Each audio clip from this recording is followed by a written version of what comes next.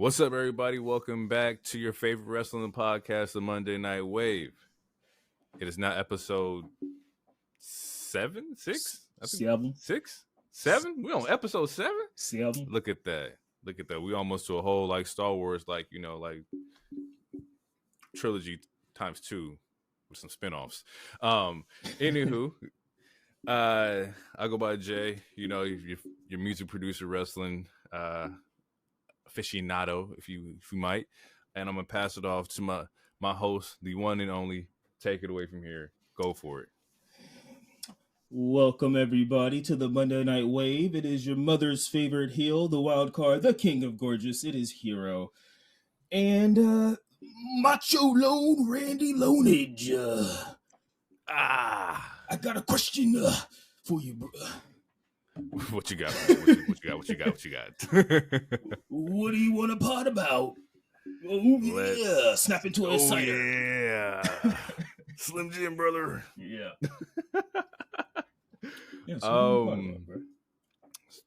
This week's wrestling question. I sent this to him last week, and it's best wrestling heels. So we're gonna go over our 5 favorite wrestling heels.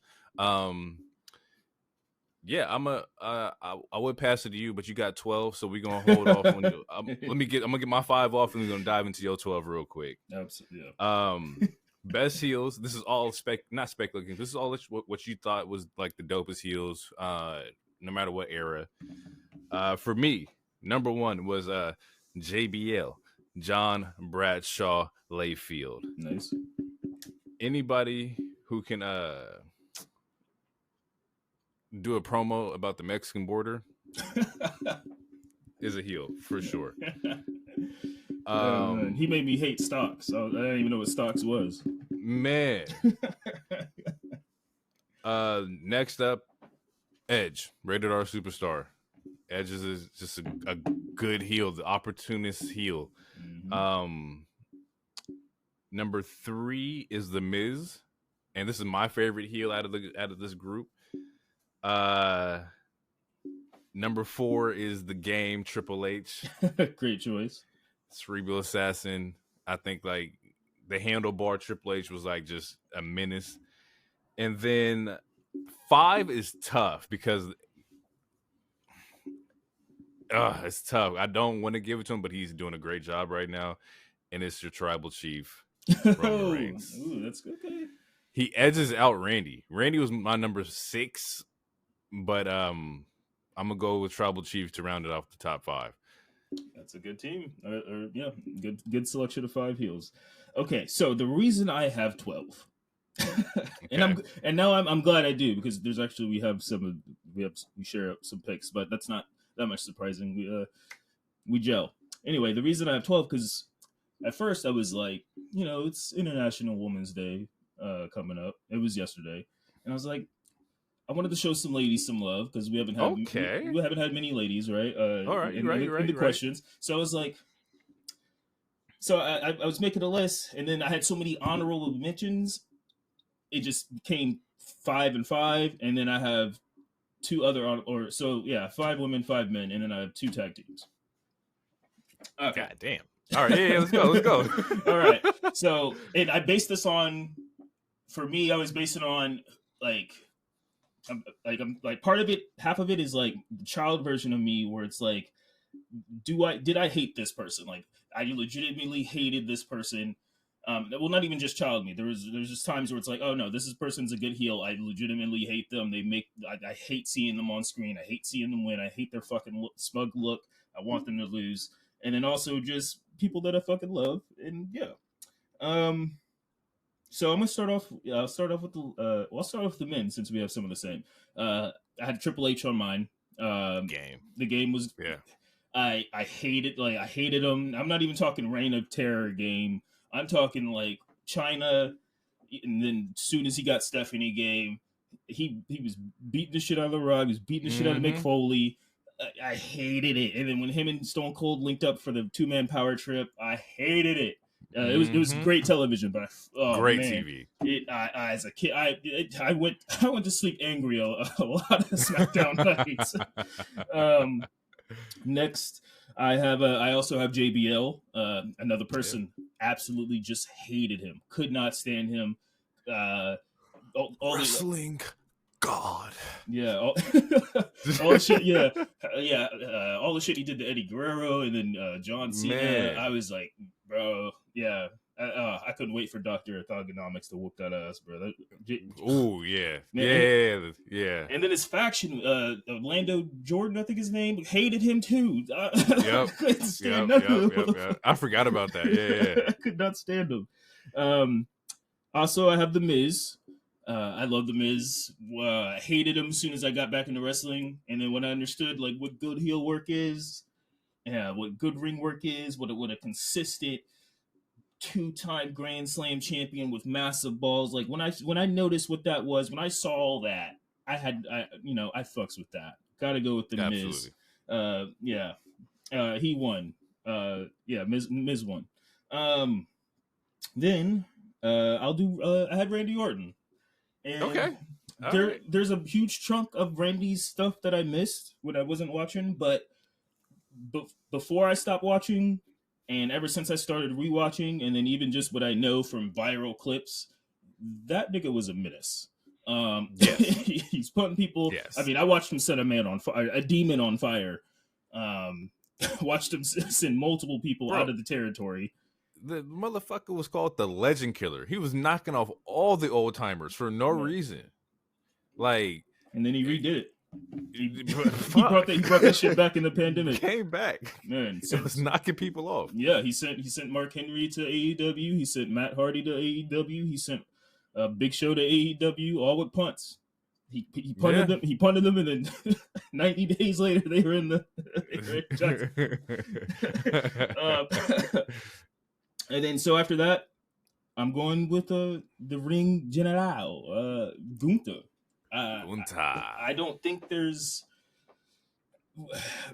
I don't know what else to say. I mean, he's amazing in ring, on the mic. He is the perfect heel to me. He is the thing about him is that he also like is the condescending heel. He'll beat you and then go back and be like, "You had a great match." You did a good job, kid. yeah. And then like he has goons, but he doesn't have to use them. He doesn't have to use them. And he has 30 finishers. He could just chop you. He could powerbomb you. He could make you submit. Love it. Yeah. So with the ladies, I have Ivory, specifically Ivory when she was part of Right to Censor, because I hated them. Oh my god, I hated the Right. Oh man, they changed Godfather. They're censoring everything, which this is all Justin Timberlake's fault from the Super Bowl.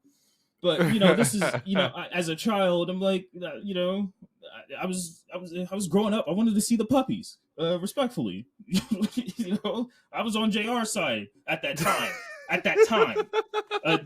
Jerry Lawler, that is. Excuse me. Correction. I do not share his views. I do not share his views in today's age. Nah. But 12-year-old me, I wanted to see the puppies. Then I have Stephanie McMahon, another person she's really good at making you hate her. Damn, Steph is a good one. That's a good one. Man, cannot stand her. Heel Stephanie which is most of her career is just, it's god awful. I hate it. I hate it in the good way. Kayfabe wise, like it's like, damn, I want to. I love when people, when she gets RKO'd and shit. I'm like, no, please. Next, I have Mickie James. The Monday Night MILF. Mickie James is great. I don't know. She's great. Not too much to say about that. Then I have Alexa Bliss, who, when as soon as she went to SmackDown during the draft and she started coming up, I hated her, and she was beating all my favorites. She was beating up Becky. She was beating up Sasha. I was like, who is this 5-foot asshole? Like, I don't like her. I did not like her. Right. Kayfabe wise, I mean, no, she's great on the mic, and she's good. She's a good in-ring talent. She has some cool moves, and she's good with character work. And her character work is so good. That's why I hated her. We gotta give it to her because Bliss had like some amazing like moments as a heel, and she also carried in my mind in particular, like she was running SmackDown with the title, holding the title over her shoulder. Like Bliss did a phenomenal run, like very, very revolutionary for sure. Yeah, she had a couple good ass runs, and there was a point in time where she was carrying SmackDown. There was a point in time where she was carrying Raw for for what it was. She was that was the champion. Everything was revolving around her, and her work with the Braid, that was good shit. I mean, there was hiccups, but whatever. Overall, it was still pretty. It was pretty decent. It was pretty good. Saw some character work, but I hated her. Couldn't stand her. She was good at her craft. And then last, I'm gonna go with Bailey, because Bailey's one of those people. Once she went heel, I didn't like her until she went heel, and once she went heel, I was like, oh, this is what I've been missing, because her in ring was fine. I didn't like it's better than fine. Actually, I would say her jersey is definitely in the rafters, because she's someone who could elevate anybody. She could have a good match with anybody. But yeah, once she went heel, it for me, it like super clicked, and I feel like it super clicked with the rest of the crowd. Was one of the MVPs of the entire pandemic era. Bailey's awesome. So yeah, I'm going with Bailey. She's definitely one of the ones for sure. Bailey has done some incredible heel work. She has, like you said, lifted everybody up. Yeah, I give that to you for sure. Bailey's solid. And then, so my honorable mentions, the 2 tag teams. I'm going with the Dudley Boys. Hated them sometimes too. Sometimes I loved them. Sometimes I hated them. They're 3Ding old women through tables and shit. Like, that shit is fire. You can't get more evil than that. I feel like, power bombing old ladies and shit through tables. Through tables. That shit is great. That shit is great. And then for the second one, I got Edge and Christian, because there was a point in time where I hated them too, and they were super charismatic, and they were awesome. And they were. Yeah. I'm gonna give you one more in the tag division. We got to throw the Usos in there. Heel Usos was menacing and fucking people up. It was good. Lockdown. Yeah, when the Usos would have them battles with New Day, and they in like their heel bag, like Uso Penitentiary, all that, like they was solid for sure. Yeah, they was doing some good shit. Yeah, I like that. Edge and Christian, absolutely. The Cheeseheads are great on the mic. The Deli Boys for sure, with the throwing everybody through tables. You're a dope tag team when you got like a younger brother named Spike, who also is part of the heel shit. Like, you can't discredit the Deli Boys, bro. Deli Boys is phenomenal. One of the best tag teams for sure. That's also kind of cool, because like they took like that whole ECW aura about them and just kind of like PG-13 it for the WWE, and you still had like that big of an impact. Like, they weren't delis coming out from ECW where they're like, it's everything is tables and barbed wire and steel steps and shit like that. They figured out what could work in that realm and just ran with it.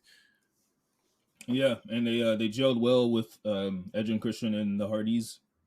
Mm-hmm. And, the three of them. I mean, the three of them had great rivalries. They, it started TLC. Old TLC, they're very. Both of those tag teams, all three of those tag teams, are very important as far as tag team wrestling goes, with what it used to be and like what it is today. Without like the Hardys and some other people, I don't think we get like a Young Bucks or some other of these other tag teams. I'm not saying that it's a full inspiration, but I feel like it. I mean, it's they definitely got some inspiration. I feel like you can say that for sure.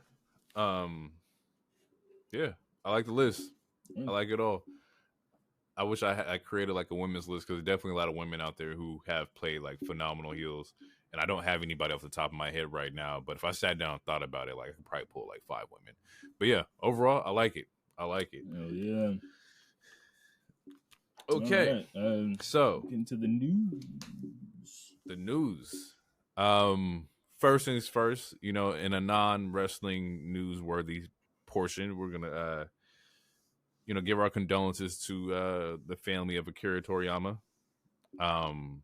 Rest in peace to the legend for sure.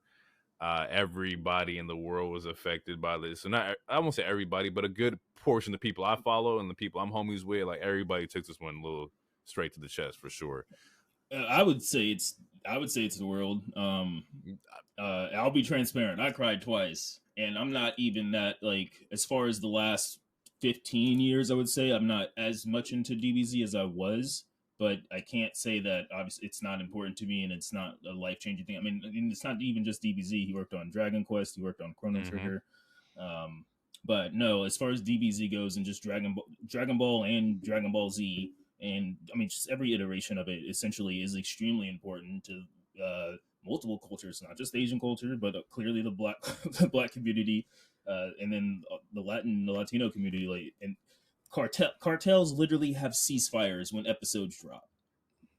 Like, do you like that? That's extremely wild to be like, yo, let's stop all the gang war for 2 days. This new Dragon Ball Super episode just dropped. We gotta watch it. That's fucking insane. Not even Stan Lee had that much power. Hell no. And I would put them in the same sentence or same breath as far as creators.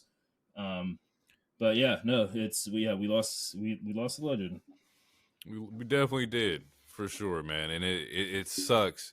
But I will say that, you know, without, you know, Toriyama's influence, we don't get the rest of these animes. I don't think if Dragon Ball doesn't blow up, I don't think we get One Piece and Naruto. I don't think, not to the effect of how popular they are now. Like, he literally like birthed like this whole like anime like run. Yeah, like, no, like he damn near created shonen, like the shonen style with the goofy protagonist who loves friends and all that shit. Yeah, no, we don't get a lot of these other ones. These new goats, these new Mount Rushmores, we don't get a lot of them without Dragon Ball. You know, it's funny because I remember growing up, I used to see like, oh, the big three. The big three was Bleach, Naruto, and One Piece. I think that was like the big three. Yeah. And I was like, what you mean? Dragon Ball is the big, they part of the big three. And they're like, nah. Respectfully, like Dragon Ball is the father of the big three. Like that's what, like, you know, let them run with the ball. And I didn't understand it like younger. I was like, well, yeah. But then as I got older, I just started seeing like, bro, it's like he literally, Toriyama is like, high key, he like Wayne. He like Lil Wayne to like the rap world. Like everybody done took something from that man, and you can see the influence in the way that people like, you know, are. If I was gonna bring it to like the rap world, that's how I would like compare it. That like he's just that great of an individual. I mean, I don't know if that's a good comparison, but to each their own. As far as like artistry, and like, you know, you don't get like, you know, the influence of the younger generation without Wayne, in my opinion. But that's just me. Yeah, that's a fair point. But no, yeah, you're yeah, his influence, his impact, yeah, no, it's global. It's global. It's on news channels in different languages. It's everywhere. Like you can see threads of like the influence in just other TV shows like Powerpuff Girls as a reference, or Simpsons as a reference. Like there's Kids Next Door has one of my favorite references. So like I remember that. Like, yeah, Dragon Ball Z, and so also in hip hop, there's, you know, there's a Big Sean lyric. I can't think, or he says something about going Super Saiyan. Like it's in hip hop. It's in other TV shows, Western culture and other cultures. Yeah, no, it's undeniable. It's undeniable, bro. Yeah, great shit. So yeah, R.I.P. to the legend, man. Okay, let's start off with the wrestling news. What you got? We started getting the Hall of Fame announcements with the E. The very first person was Paul Heyman, and then we got Bull Nakano, I believe it's pronounced. And then the Winham, Bray Wyatt's dad and uncle, I believe, were just announced yesterday. Yeah. So yeah, we're the Hall of Fame Hall of Fame's rolling up, and we started getting announcements for that, which is cool. And it's about time for Paul Heyman also. I read that he purposely didn't want because I read that he was supposed to go a long time ago, but he didn't feel like doing it because he was still working. But regardless, it's about damn time. He deserves it. Speaking of influence, like Paulie, he plays a huge influence and impact to the wrestling world, and without him, a lot of cool shit we don't see or experience. So, who inducts him? Because you know where I want to go, but they're definitely not going to do it, because of recent events and whatnot. Yeah. Well, and also I don't know if he's a good speech person. I'm not. I don't know. Yeah. Anyway, I would go with Stone Cold and RVD or something. Somebody said Punk. I thought I saw somebody say Punk, which I could see that too. I didn't. I saw Stone Cold too, and I wasn't. Where does the Stone Cold influence come from? He was like when Stone Cold had hair, they worked with each other. Oh, okay. I think he was his manager at a point in time. Got you. All right. Yeah. Bubba Ray would be another choice. I don't. That's true. Anyone from ECW, since you can't really use Lesnar like that, I would just say anyone from ECW. Really, a couple people. Yeah, I'd be like, yeah, I have Bubba, Dreamer. Yeah, somebody like that. Yeah. Okay, that makes sense. In other news, it's short, but Vince sold the rest of his remaining shares, so yeah, he's officially for sure got the fuck up out of there. Get him gone. Yep. Get him gone. Good riddance. Sayonara, man. I saw that. Congrats to Dom on getting married. Shout out to Dom for getting married. That's really dope. I love seeing like wrestlers outside and like environments living and shit like that. Like that's really fucking cool to me. Yeah. So it's definitely a good moment for him. I'm glad to see that for him. Yeah. And what's her name? Go ahead, my bad. No, you're good. Damn it, Tanel Dashwood and Roderick Moss, whatever. Riddick Moss. Baron Corbin. I think it was Riddick. Yeah, they got married on the same day too. So awesome. That's dope. Okay, cool. Shout out to them too. Yeah. Shout out to everybody getting married, man. I respect it. Sammy Guevara suspended. Yeah, so I feel like that's the biggest news this week. I think. I don't have anything else. There's one more. Oh, there's one more. I got one more. Yeah. Yeah, so in context, so he gets suspended for the match that happened on February 14th, which I think was a Collision or a Rampage, where, and I think I don't remember I don't remember if we talked about it or not, but yeah, we did. Okay, yeah, he went for a somersault or a moonsault, and he landed on Jeff Hardy's head, and he was pretty much concussed. The match didn't stop quickly. For what, like, some of the stuff that people saw, it was already edited because it was a tape match. But so according to what people saw, the ref never stopped the match. The ref should have stopped the match because he was clearly concussed. And at some point, Sammy gives Jeff Hardy the GTS for the finish.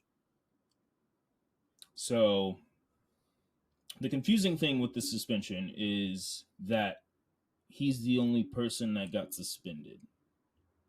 And the only reason I can see that he's the only one that got suspended is if he was told to stop the match and he hit the GTS anyway and like went in for business for himself.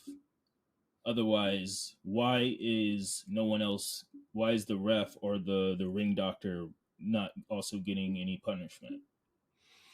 I could see that too. I can also see that like the news not coming out that the ref would also be suspended because nobody's really paying attention to like the ref. You're paying attention to the big name, which is Sammy. I would assume that if Sammy got suspended, the ref definitely got hit with something too.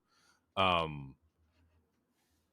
saw that there were people or the IWC saying like it could be like, or it could have been some miscommunication. Regardless of that, though, is that like as a ref in the ring, your job is to, when you see somebody get their lights fucking knocked off, fucking go up there and just end the match. Like that's the only move to do. And he's an older guy too, so it's he should just end the match. I'm sorry. Sammy should also have like the same kind of like knowledge of like, hey, this guy's out of it. Let's just wrap this shit up. I hear plenty of stories from other wrestlers talking about, yo, so-and-so was out cold and we had to end the match, or we had a hurry up finish, or we had like an emergency finish because of shit like that happening. It's a rightful suspension. Like, safety is everything, bro. Yeah. And okay, well, another question that's weird about this is that Why did it take so long? Because he had another match the following week. So that also Well, I know doesn't like make much sense. they have a whole disciplinary commission thing where I know like they try to go through like the due process of everything. And I don't know how their shit works. According to Tony, it's Daniel Bryan and 2 lawyers, so it shouldn't like it. And in my third, what were I'm sorry, my third. This is technically Sammy's 3rd suspension in the 4 or 5 years that AEW has been a thing. So then also, why does he still have a job? AEW is really hard to get fired from AEW. Respectfully. It's very fucking. They're almost like a union, which is fucking crazy. Without a union, respectfully, you could be right. To where I don't want to see anybody lose their job. Yeah, and I'm not asking you to have the answer. You know, this is me asking out loud. I'm sorry. I just want to make sure you understood it. Like, I'm not. Yeah, no. Ask you the hard question, but no, like, how come Sammy got a job? Why don't you tell me? I'm like, I don't know, nigga. Yeah. Fuck. But I can only assume that like I can only assume, man, that like it's just potential. Maybe I don't fucking know. You got to learn. But I seen shit like this happen in the E, and it's like you don't see that person again for like months, bro. Like injuries happen, and they send you away to the shadow realm. Like, and respectfully, because you got to like train up, bro. You can't be out here hurting people. Like that's just what it is. No matter how extreme you want to be, like we're not like trying to give people concussions and brain damage and shit like that. Yeah, and like I don't. This isn't wrestling court. Like I heard there's like a 3-strike type of thing, and I'm sure that doesn't apply anymore in today's wrestling age. And I'm definitely not trying to insert the law of 3 strikes as far as like that old ass movie.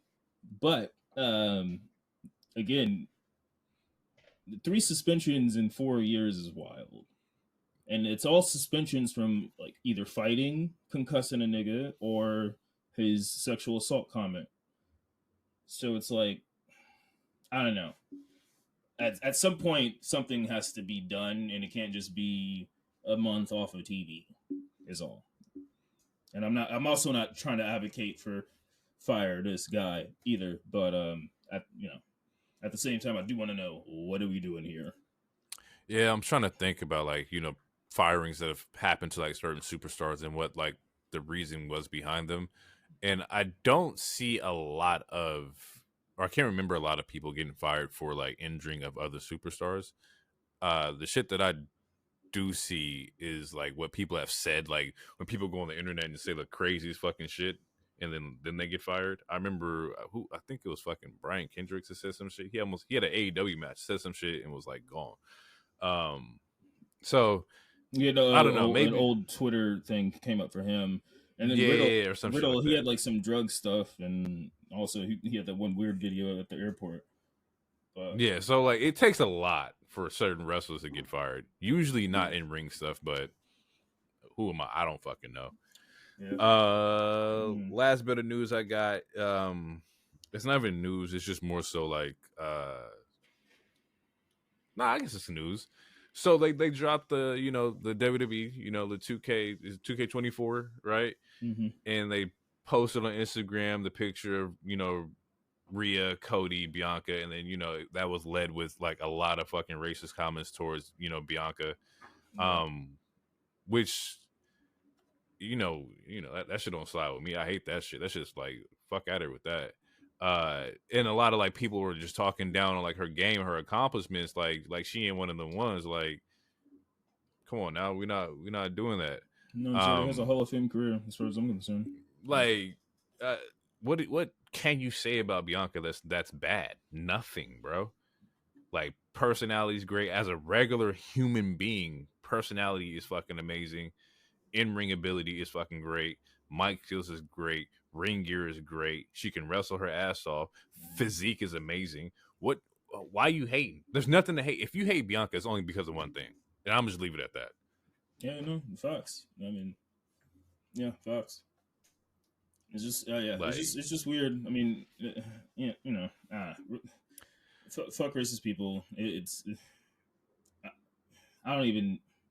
It's one of those weird ass racist things. Like, why are y'all even like? What is it? You guys are mad about a cover that has already been announced like forever ago, bro. it doesn't make any sense to me. Like, damn near her and Rhea's career are like fucking identical as far as like, you know, the elevation that they bring into like the division. Um, and if I'm not mistaken, like didn't Bianca hold the title for like a year? What isn't she also like undefeated at like Mania too? Like she Yeah, has like she's undefeated at Mania. She won a Rumble. She's won a Chamber. She has multiple accolades. like come on now, we're not playing this game, bro. Fuck out of here. Yeah, It just brought back like some like just nasty thoughts about that I've had about the wrestling community and like being in the crowd. I think the last Raw we went to, or the Raw I did go to, the crowd was not, they wasn't fucking with Bianca. And it was like, damn, bro, this is really how it be? Like, this is crazy. This it's nuts to see like the crowd on like the camera and TV at home watch like, oh, it's booming here, but you don't really get to hear like how they feel about certain people. And that was like a wake up call for me. But either way, Bianca got my support 130%. She's the EST. Fuck what the fuck, you know, the haters talking about. Like, keep doing you. Like, you great. Amazing. Period. From there, that's pretty much it as far as like the news that I got. Yeah. Yeah, we can get into Raw unless you got something. No, I'm ready. All right. So let me see here. Because doesn't like the Raw kicks off with Cody opens the show. Cody. Yeah. And he blessed us. He's talking shit about The Rock's promo. And he's like, oh, yeah, yep. He blessed us with a director's cut because, again, there's a 14-minute, added another, like, 6 minutes. Why? Who knows? And then, essentially, Cody's pointing out that Rock is pussy because he's trying to change the stipulation. I challenge you to a 1v1. Now you want to bring your cousin into it? You essentially, ducking the smoke, ducking the fade. You duck it, bro. And then Seth comes out. They both say something about that PowerPoint, which is hilarious because I said multiple things about that bullshit ass PowerPoint. But yeah, Cody. So yeah, Cody essentially explains his what The Rock said in the promo last week, explaining his POV of how that one SmackDown happened of replacing him in the match. Cody was like, yeah, you did give me that call, but it wasn't until that bullshit PowerPoint and you saying how your family's better or whatever. Yeah, I was like, yeah, this is some bullshit. Seth then explains why he wants to do this tag match, why he's down. Ask Cody if he has his back, which he never technically got an answer. He didn't get an answer from that. And he gave Seth an out. He's like, I know if you don't want to do this, you know, it's all good. And Seth's like, nah, man. Yeah. He's about that action. He wants to take the power back. Yeah. And then they said they'll be there on Friday. And then there was a line that Seth said, but that people was talking about on the internet. If you want to talk about it, we can talk about it, but I'll go past it because I'll there's something about Friday about that I got. We can tie it into Friday if you want. I don't know what line you're talking about, but we can tie it into Friday. Diarrhea line. Oh, the yeah, that was funny. I love that. That was great. That was a great little segment there. You liked it? I thought it was funny. I didn't think like it was like groundbreaker or nothing like that, but the whole Rock diarrhea thing, and also saw that people were like didn't take they misconstrued it. They didn't perceive it the correct way, which I believe was Seth making fun of him. If that makes any sense. Yeah, I mean it's not supposed to be a think piece, but that was the entire point. Was essentially Seth is making fun of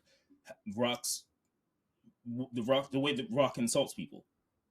Yeah, it's just run-on sentences, literally diarrhea. So that makes sense. Like, there's no major think piece about this. It was just he's making fun of The Rock. And as corny as it is, and it was corny as a Seth stan, I will say it was corny, but I understood the point. The crowd, sold out crowd, by the way, was still chanting it. And then they also chanted again this Friday at another sold out crowd, by the way. So they packing them out. Also, Seth is 100% cleared. Yeah, yes. That's the biggest news. The man is 100% cleared and ready to go. So your boy's ready for the action. just in the nick of time. Mm-hmm. First match was Gunther Dom. Yeah, Dirty Dom versus Gunta, baby. Gunta. I actually enjoyed this match. This was a really good like opening match for, in my personal opinion. I thought it was pretty cool. I knew that, of course, Dom's not gonna win, but Dom's out there performing for a little bit, and then Gunther exposes that chest, and it was chaos from there. I was like, I ain't never seen a man get thrown into like the corner and get your whole shit like ripped open, and he just fucking smacking your chest. Like, yeah, it was like, damn, bro. Yeah, no, he was beating the shit out of his sternum. For real. Nah, he was fucking him up, yo. This was one of my favorite Dom matches, and shout out to Gunther. Okay. But no, yeah, Dom was working, and he was. You kind of, it's funny because at the entrance you knew what it was. Gunther never comes out without a coat. He was on a mission. Oh shit! He was on a mission. Yeah, he was coming to wax that ass, but there was no. Yeah, there was. Yeah, there's no ifs, ands, or buts. Also during the match, cool thing, Cole shouts out the Sting retirement. Yeah, he did. That was. I like it, man. The tribalism that shit don't mean nothing, bro. Everybody trying to make money. Oh yeah, Vince is gone, bro. It's forbidden door type shit, Yeah, let's do it, man. Let's fuck some shit up in the wrestling world. That'd be kind of cool. Even like Pat was like, "Oh, the match was like great," and like so everybody's in tune, bro. Everybody's watching the shit. It's your favorite wrestler, like, or somebody's favorite wrestler in that company. Of course, you're gonna check it out. Plus, your best friends also work over there, so. And he's a legend, so all for it. Come on, bro. It's Sting, bro. Yeah. Dom has some good chops in this match. He tries to outchop Gunther, which is crazy, but he had some good chops. It was loud. He was hitting them. Gunther was eating them. There was two where he's like, "Ooh, that kind of stung," but they were good chops. They were loud. He's like, "Oh, he's slapping this." Okay, yeah, like he was still being the chicken shit heel. But at the same time, he was showing a crazy amount of heart, which was really cool to see for me, or at least that's the way that I perceived it. Watching the match, where it's like, yeah, he's still playing the chicken shit, like, because there were still times where he's like running out of the ring and threw a big head in front of him and whatnot. Mm-hmm. But then there was moments like the chop and a couple other moments where he was showing some heart. It's like, when the world finally stops hating you, I can see the next babyface run. But until then, which I hope is not anytime soon, I like this. I'm liking what I see. Yeah, and that just lets you know that it's just predominantly based on who people are working with and like their ability to like perform certain like feats and whatnot. And sometimes all you need is somebody like that. You need a Gunther, you need a Sheamus, you need a Drew, you need somebody who's going to take that out of you, and so you can like showcase that to the world. Like, I completely respect that. That's really fucking cool. Yeah. I wrote Gunther chopping the fuck out of Dom with the ripped vest. I did write that as a note at some point. Bro, the ripped vest part was the funny part to me, because like the shit was just hanging all out. Like everything was all exposed. Like you could have took it off and been like, I'm gonna take my shirt off. No, he left it on. It kind of looked like just like some kind of like anime fight. It's like, or like, when a superhero gets their ass whooped and like Spider-Man's mask is all half ripped and shit. There you go. That's what it is. Yep. It's like watching Invincible and Mark getting the fuck beat out of him. Oh, like, man. That's what that is. That's an everyday occurrence. We get a little promo from Damage Control talking about like they scouting the competition on Raw. Wait, real quick. There was one more good point about the Gunther match. Oh. So there was a point where Gunther had him for the pin and he stopped it, which again is how you knew that he really wanted to punish. Like he was trying to beat his ass. Yeah, I did see the fake stop where he lifted. Yeah. And then, I missed that. That's good heel work. Yeah, it's great heel work. I do it in the video game sometimes. When someone pisses me off, like, oh no, I'm not done. It's not over. No, I'm not done. I just wanted to let you know I could do it. And he sets up Dom for a power bomb and he reverses it. It was a good reversal and a good. I wouldn't say I would say false finish almost. It was cool. It was a good roll up. But yeah, and Gunther easily retains, and yes, then we get the damage control thing. Yeah. Take it over. Damage control comes out there, or not come up, but backstage, the whole group's out there scouting competition for the tag team division. I believe, was it Baze and Zoe has a match. Yeah, on this Raw. Baze. Yes, Zoe and Shayna. They fight the EDM ladies, which was Yep. it was a good match. Yeah, they have a good moveset. Their characters just and I mean honestly that's for both tag teams because I like Shayna, I like Zoe, and I don't mind the EDM girls either. It's just there's not a whole lot of character. Like, who the hell are you guys? Because Shayna, I know, is just she's the submission magician. She has a deck of cards like she's Gambit every once in a while, and then Zoe's just buff person of color, I guess. I don't know. I like her music and I like her moveset. I like and I like the EDM girls. I like them. They just don't have that was the next match, so like I can talk about what I looked at or saw in this match. They're putting effort into the women's tag division. That's my first takeaway, is that they're trying to build up the division. That's really hard to do when you have no build up. We don't particularly care per se, but they're trying to teams. Exactly. They're trying though, which is all I can ask for them, is that like put them on the screen, let us make our decisions and how we feel about them. Right. I left that match with because I think at the end of the match, I hate the word kabuki warriors. I don't like kabuki, but Kairi and Asuka approach Shayna and Zoe because that's going to be the match next week, I believe, next Monday. I think so. And I was like, man, Shayna could go toe to toe with Asuka. I could see that. I think the lopsidedness in this is maybe Zoe against Kairi, but I think Shayna Asuka is a very neutral matchup as of right now. Yeah, they fought in NXT twice, maybe once or twice. It's good. I mean, on paper, all four of these women could work. It should be a good match.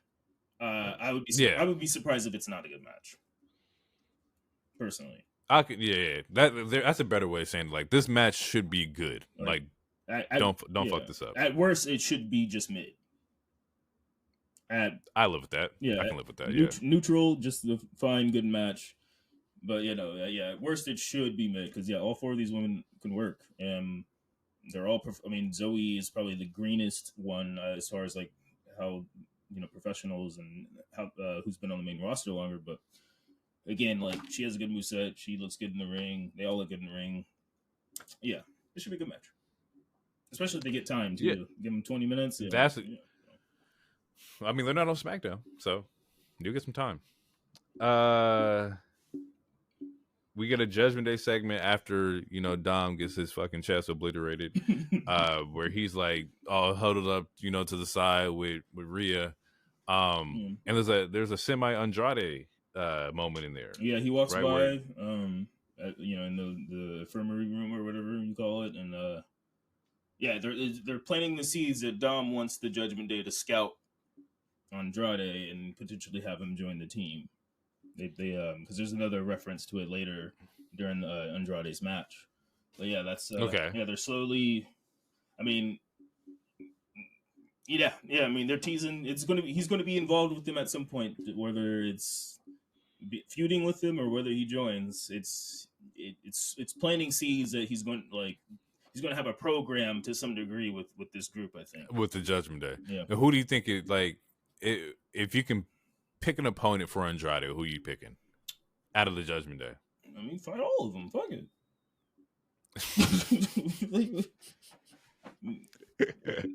I mean, if I'm Judgment Day, if you got beef with one of my niggas, you gonna fight me too. Isn't that the whole point?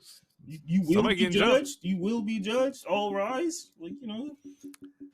I think the easy answer for me is like Andrade Finn. But I honestly think the left field answer is Andrade Priest, and I think that'd be kind of cool to see too.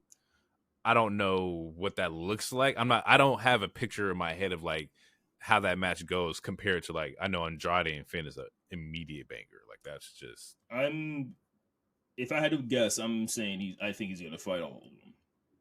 Yeah. He's for sure fight. He's for sure fighting Dom. I feel like because Dom is the one trying to recruit him. So I feel like that's in the cards. Yeah. And also, Rhea and Charlotte fought last Mania, so there's storyline implications for that also. Technically, that's good. And then I like and that. then Finn would be good. Yeah, Finn would be a great match too. But since he's technically in the tag team, I would assume his first 2 matches would probably be with Mr. Big Head and then Dom. Yeah. Look at you booking it out. That makes sense. I see it. If I had to guess, I mean, that's just a guess. And then Dom, he's probably gonna be gone for a couple weeks on honeymoon, so maybe they'll, the next couple of weeks we'll still get some like random moments where they're like watching him, but they're like trying to talk to him, but he's only cool with Dom, so he's like, nah, I ain't really talking to y'all niggas. I'm gonna wait till Dom gets here, and maybe shit still doesn't gel or something. I don't know. Yeah, I can see that. We get the next match is Nia versus Becky. Yeah. Or do you have something before that? No. I think that's it. Yeah, I have that. Yeah, Nia versus Becky. Cool. Yeah, it was a cool match until the ending, which the ending was predictable, but I hate it. Yeah, I wrote down a couple good spots, but yeah, it was. I would say it was a fine match. It was a good TV match. I thought it was dope. I thought it was a solid like pay-per-view level banger. Like Nia's once again has on this phenomenal run of who she's wrestling with. I completely forgot about the whole Liv angle until she came out and interfered with the match, and I was like, "What the fuck?" And I sat there. I was like, "Oh yeah, Becky did fuck over her match, so it's only right that I fuck over your match." Mm-hmm. We're continuing the story, which sets up Becky versus Liv next week. Which Nia's probably going to interfere in that. Man. Oh, y'all thought y'all gonna fight together? Nah, I'm gonna fuck both of y'all up. I would like to see Liv get this dub, but I don't know if that would make your challenger look good if Liv gets a dub. No. I think it'd be kind of dope. Unless you do it the way where the Nia interference, Liv gets the pin from the Nia interference. But even then, like, I don't know. No, you can't have Becky lose. Like, she has to remain on fire right now. Yeah, she has to, if she lost, it has to be to DQ. It can't be because she got pinned or she taps. Otherwise, people are going to want that whoever does that to her, they're going to want her to be added to the match because technically you could argue, wrestling terms, you could argue, I beat the number one contender, add me to the match. You could argue that. So instead of avoiding that whole possibility, you cannot have her lose anything. Unless you really want to add somebody to this motherfucking match, which I don't think you should. I'm a man of chaos. Go ahead, do it. Bring back Taboo Tuesdays. Let me vote to see who's gonna be inside the match. Just gotta like shit like that. I like having an idea in my head to where it's a 1v1 match and then it turns out to be a triple threat. I'm okay with that. Sometimes it works. Sometimes it works like that. Sometimes it works. I mean, that's what Daniel Bryan did to Edge versus Roman, and that's true. Sometimes it works, and I think Liv has enough star power to where, like, it wouldn't be super eye rolly if she was to be added to the Mania match. But I think having Liv versus or having Rhea versus Becky for the first 1v1, at least with these current iteration of these characters, is such a big match. It's like adding too much season into already good food, I feel like. Right. It brings it back to like the storylines have already been mapped out and planned out for at least 4 or 5 months now. Plus Liv just came back, so I don't think like her momentum is like ready for that yet. Like, it doesn't make sense to me, like, immediately you come back in the Mania picture. Like, she doesn't have like CM Punk levels of attraction as far as like main event shit. So we could set it up for next year. Maybe it's a Becky versus Liv for the title next year, and that's just me assuming that Becky wins because Becky can go in and fucking lose too. I would actually prefer if she lost, to be honest. Like, I think Rhea is a solid champion, so I would roll with that. Yeah, I feel it. We get go ahead. I'm gonna let you go. So yeah, so just let me I'm gonna list this spot off real quick. There was a cool Samoan drop outside that was cool. Nia did a dope ass leg drop. It looked good. Becky kicked out. That was a crazy kick out. Becky did have a really stiff ass Molly go round that clearly hit Nia in the face. It's really good that she didn't like get busted open or broken nose because like, she could have easily. Yeah, because she hit Nia in the face. I don't know if she just didn't get enough air or if Nia was too far or what, but she hit her in the face. But yeah, that panned out. And then yeah, it was a solid match. And yeah, Liv interrupts. Yeah, that's all I got. But yeah, I just wanted to reference that. That's how I feel. Samoan drop was good. Yeah. Nice Samoan drop is solid. Actually, all Samoan drops is fucking solid.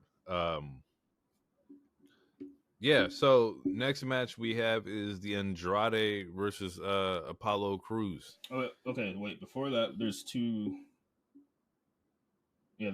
backstage entrances or backstage stuff. Segments? Yeah. I know I'm missing promos. Yeah. Yeah, so Ricochet talks to Adam Pearce. He wants an IC shot. They have a cool handshake. You can clearly tell Adam Pearce has been to a couple barbecues with black people. Yeah, and then Judgment Day show up, and Priest is like, JD wants to fight Gunther, and Gunther's like, I want to do it, and yeah, so which that sets up for the announcement later, but yeah, and then there was the second backstage thing. Bex and Liv argue because Liv is like, oh, you can dish it, but you can't take it, blah blah blah, and then yeah, they set up for the fight for next week. Yep. And then Andrade comes out with a cool ass entrance. Yeah, Andrade's entrance was solid. Visually, I was like, I like what they're doing. They're giving him the red carpet treatment, which he deserves. Entrance is solid. What I did not like about this was me finally seeing Apollo Crews. And I love Apollo Crews, but I didn't want him to be like the first debut jobber to Andrade. Like, Apollo Crews is a good fucking talent. It was competitive. It was a competitive squash.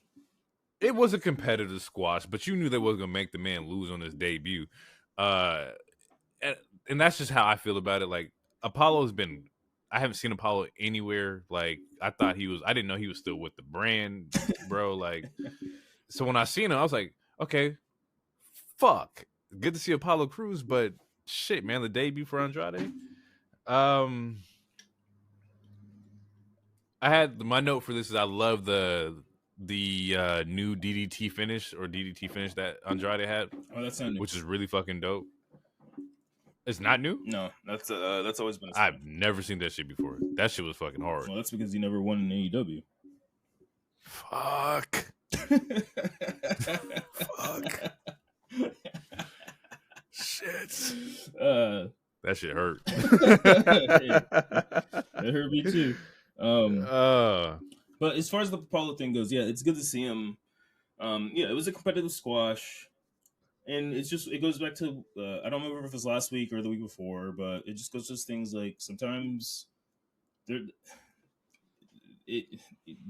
like again it's like anime or any other thing, like there's an ecosystem, and sometimes you need jobbers. And not everyone can be champion, and sometimes it works out, sometimes it doesn't. But yeah, you need jobbers, and it's better than being in catering because we haven't seen that nigga in like 5 months. That's true, and I think it's more so to do with like who Andrade would be comfortable working with for his first time back. And I think and Apollo's a great talent. He's a great choice for that. And they're probably friends. He's a great choice for that. They were in NXT together and shit too. So that's one way to look at it. Like, from a fan perspective, I'm like, damn, I want to see Apollo Crews out there doing something. But from a worker standpoint, he's just a really good person to work with. Yeah. Like, that's probably the more logical reason behind it. Yeah. Then we get a Sammy promo.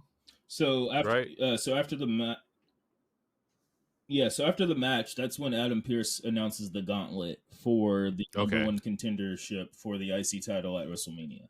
And in that match is Shinsuke Nakamura, Ricochet, Sami Zayn, Chad Gable, JD McDonough, and Bronson Reed. Yep.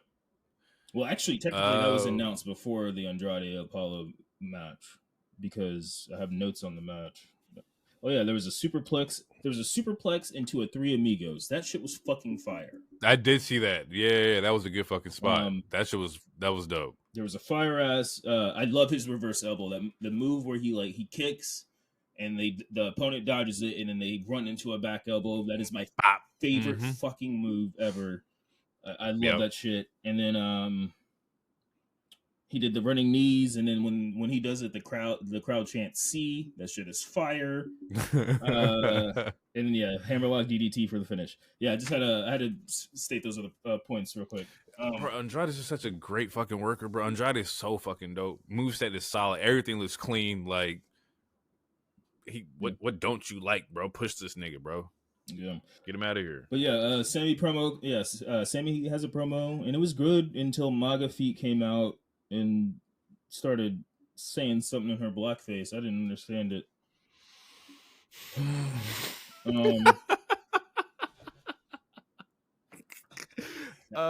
Fuck. It was weird. I got some shit from the Sammy pro. I had to plug my nose because I could smell her dreads from my TV.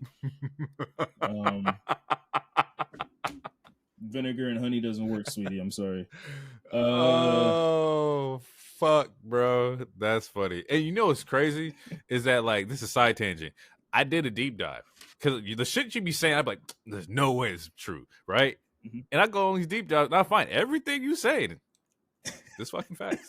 Hey, bro, I ain't gonna cap you down, bro. You know, she's fucking batshit crazy. She out there throwing out some shit. I saw it. I was like, oh, it all makes sense. There's truth in my, as The Rock would say, I be speaking gospel. You know what I'm saying? Speaking gospel. I mean, no, there's truth in the gospel. There's truth in my hatred. You know what I'm saying? I don't fair. Hate for no reason. Sometimes though. But I wanted to say real quick, I love Ivar, but he has a and I want to know how you feel about this, or I'm gonna ask you this, I guess, and then I want you to pay attention. But Ivar has a similar problem that the Ivy Niles, the pit bull of the Creed brothers, she has this problem. Trish Stratus currently, or her last run last year, she has this problem. They sound too nice, even when they're trying to sound aggressive. So it's just like they're trying to say something mean, like I'm gonna hurt you or something, but like their voice is so nice. Like everything when Trish was healing it up against Becky, all like she's saying some rude shit. She's saying some rude shit, but it sounds like it's coming from a loving mother. So it's like it's hard for me. It's hard for me to be like for me to have to have the fear of what the heel is saying, or because it's like you sound so nice. I want you to bake me cookies. Like, and Ivar sounds like that too. Like where it's like he's like he's trying to be this crazy Viking, but when you hear his voice, he sounds so fucking nice, and it's like, bro, I want to give you a hug right now. Like, you sound super nice. Like, that's so fucked up. But I can hear it. It's weird. I don't know. And Ivy Niles has a thing with her too, like where it's like, she's buff as shit. She's jacked as shit. She could beat my ass. She looks intimidating, but when soon as she starts talking, and it's like, oh my god, are you my auntie? You know, it's the same. Can you be my aunt? Oh my goodness. I feel the same way with like Nat. I feel like when Nat's in her heel bag, she does the same shit too. Where it's like, damn, like you're supposed to be saying this so aggressive and mean, but it's just not coming over that way. Part of that's because she's like, Canadian. I don't know where that ties in, but they're very empathetic. Sorry. Sorry. Very passive aggressive. Funny. Very passive. Yeah, I don't know if you should do it that way there. I think, oh man, you should be doing it this way. I don't know, eh? See, what you're doing wrong is Oh fuck. Okay, so basically Ivar just has these, he sounds like too nice of a guy to be a heel. It's kind of like Ralph from The Simpsons doing a mugging. Like it's just not going, it's not coming across very well. I'm in danger. Yeah. I'm in danger. Give me your money. But I love Ivar. Yeah, love Ivar. I can see that. That's not an insult at all. That's just like, man, like if you close your eyes and hear him talk, what he says does not sound aggressive based off of how he talks. And it's because he has such a nice voice. It's like, dude, I want to buy you a drink. Tell me about your problems. Like, I want to hug you. let's talk this out. Yeah, yeah. But cool shit. Sets up for a match later. Then is this where we get like we get canned? Go ahead. The next thing I have is Finn and Priest versus Imperium. Yeah, funny. Okay, real quick. Funny thing happened. When I was taking notes, something happened to where my notebook went upside down. So my second page of my notes is completely upside down, and I have to flip my shit over. It was completely ridiculous. Okay, yeah. So the next thing. Oh yeah. So the next thing is the Candice thing. You see Finn. You see Finn and Priest setting up for their match with Imperium, but the next actual segment is Candice.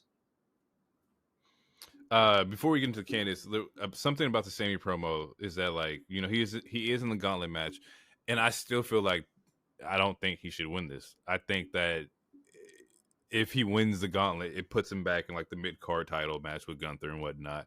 And if he does win this, he shouldn't be Gunther. Yeah, see, I thought the whole like point of this was to put Sammy back in like that main event like title picture, or like that group of like individuals, which they so desperately need right now because you're running on like fumes with like 4 individuals, I believe. Yeah, and Raw is gonna need the biggest baby face besides Anyway, I 100% agree with you, especially because I do not know the date, and I refuse to look it up right this second. But there is going to be a PLE in Germany at some point, relatively soon.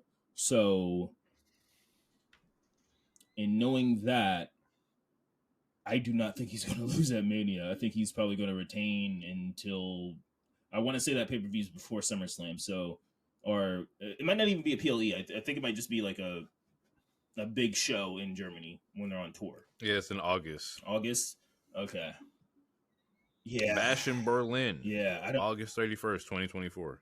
I don't know if he's going to lose the title because of that. Or if he does lose the title, then he's going to be in the main title picture during that. But I can I imagine him getting the main event match similar to what Rhea just got at Elimination Chamber. So, and they about to go up in Germany. So I'm assuming he's going to have a title for that. And that's fair. So in saying that, I don't think he's going to lose the IC. So in saying all of that, I don't think Sammy should win. Honestly, I think Sammy should start off first and run all the way until whoever the last person is. Just to give it to Gable. Yeah, I want Gable to get it so bad. But that's the thing. I want Gable to get it too. But if what I said is a real thing, then that means Gable's going to lose again during Mania, and I don't know if we should see that either. Or pivot, maybe you do Gunther world title in Germany. You still got some time away. Yeah. No, I mean, and that is an option. That is an option. Oh man, that would, no matter, hypothetically, this is hypothetical. If you got Gunther, Cody, or Drew, it's a banger in Germany. If you got Gunther, Seth, Roman, it's a banger regardless. So it's a win-win no matter which path you decide to go. So yeah, I would I'm down with whatever. If he carries the IC all into August, fine. But if he goes into it and he's going to beat somebody for the title, also fine. If he loses, it's still cool. Like, it's still going to be a great fucking match in Germany. Yeah, it's still wrestling. Sometimes you're supposed to lose in your hometown. Sometimes. I've seen a lot of wrestlers do it, and it's just like, because you get the crowd into it. The crowd is so into you winning that, like, when you lose, you get the most natural reaction from the crowd. Yeah, but you get a natural reaction when they win too. Honestly, I think a lot of the time people lose at home, which was mostly a Vince thing, was because he's weird. He gets off to that. Oh, you're from Chicago? You about to lose tonight, and you getting jumped. Yeah, you're gonna lose your belt tonight. We get Finn Priest versus Imperium. Wait, we didn't talk about. Okay, so Candice essentially. Wait. Oh yeah, we did. My bad. Candice essentially she's essentially contemplating going heel. She's like, so and so is right. We should just do whatever it takes. And NG's like, what are you talking about? And then, I think it was Natty. Natty was talking to Tegan, and they were they were all in the same room. And Natty's like, oh, you got to listen to me. You need to listen to me. You're just a rookie. Blah blah blah. Candice is like, yeah, I think she's right. Maybe we should just stop giving a fuck. And then Maxine is like, what? No, you got to believe in yourself or something. And Candice is like, the fuck do you know about anything? You've had 5 matches, so excuse me. And I have no pity party. Yeah, I don't want no pity party for motherfuckers who only had 5 matches. Who's just getting booed. Can't lace their boots. Yeah, just getting booed virally, bitch. Last week. Man, it's crazy. That's what Candice basically said. I didn't say the people. Candice said it. I didn't say Candice on national TV. That's what she said. I mean, in my fan fiction, that's what she said. She said, I said, bitch. And then after that, we get Judgment Day versus Imperium, another solid tag team match. Tag team division, it's been on fire. We get at least 1 or 2 good tag team matches every single week on both shows. It was tag team's looking good. Yeah, start of the match, Imperium was working the fuck out of Finn. Yep. Both teams were playing heel shit, which was really fun because you don't see that too often. I don't remember what they did, but I wrote that down for a reason. But they were both doing some heel shit. I think they both distracted the refs at different times, like back to back or something like that. It was some heel shit, but it was good shit. I loved it. Something you don't really see that often. And Finn moved something you don't see often. Finn did a scissor kick. Love that. Love Finn. Love Finn. If you guys didn't know that already. My notes is that like I have like the tag teams are looking strong, and also by the way, yes, Finn is amazing. The tag team champs are looking strong, and I was like, man, like I wanted Imperium to get it, but for the way that like for Judgment Day's momentum, they're coming off Elimination Chamber where they just beat Pete and Bates, so like you want to make sure that they're still looking as good as they possibly can, and for storyline and kayfabe purposes and whatnot, like they are looking fucking amazing. Doesn't take away anything from Imperium because they are also looking good. And overall, like we said before, tag team division's in a great spot. Like we are getting what we're asking for. We're getting tag team work. We're getting teams that are like stables and they're together. Like these are not like, oh, I'm gonna take you. We're gonna put you together. Like no, these are all like qualified official tag teams. So yeah.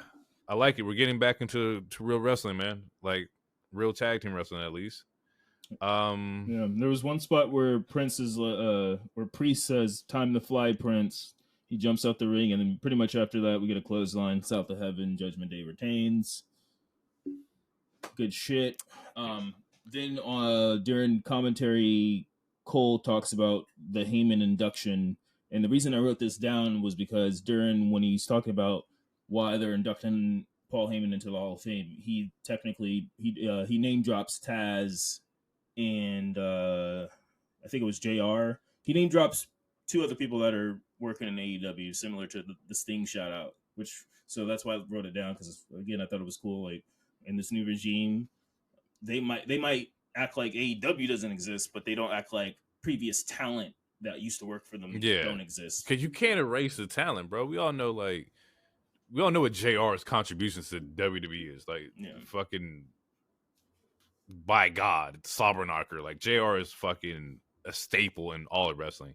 Same thing with Taz. Like, you know, from the Suplex Machine and Taz Mission and Hardcore Championship. Like, you know who these people are. Like, but to play like the whole I don't know them, I'm not going to speak on them kind of thing, is fucking fucked up.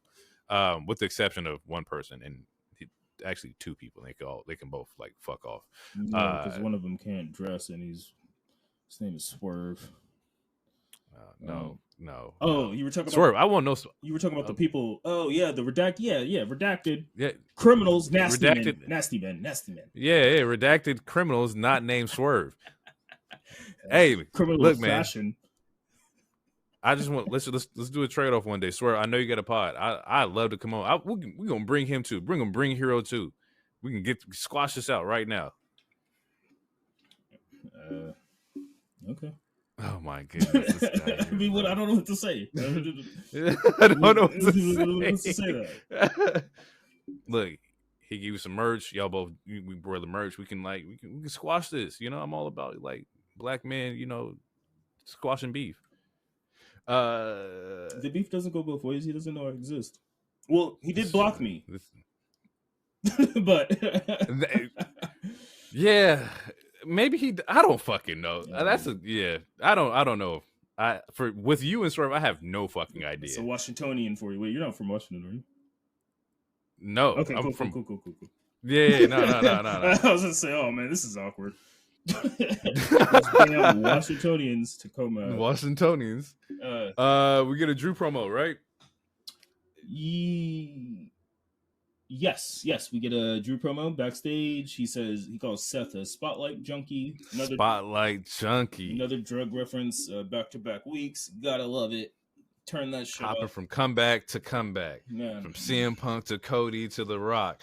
And I was like, damn, man, they were pimping Seth out. Like, for every main person coming back, they was throwing him out there. But once again, Drew's not wrong. And he's not entirely fully right, but he's also not wrong. Yeah, so then after that, well, before the Sammy Ivar match, there's another backstage thing. Yeah, again, I don't know if we talked about it twice, but there seems to be a rhythm. It's like 2 promos or 2 backstage segments match, or 3 backstage segments match.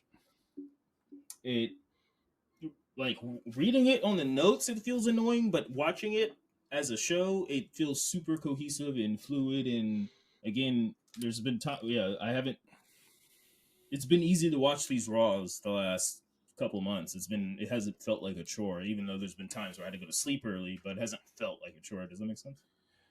Yeah, like Raw has been a lot easier to digest. And I think for me personally, when it comes to like the promos on Raw, is that if they're all tied to like the same storyline, I'll just choose the best promo out of them.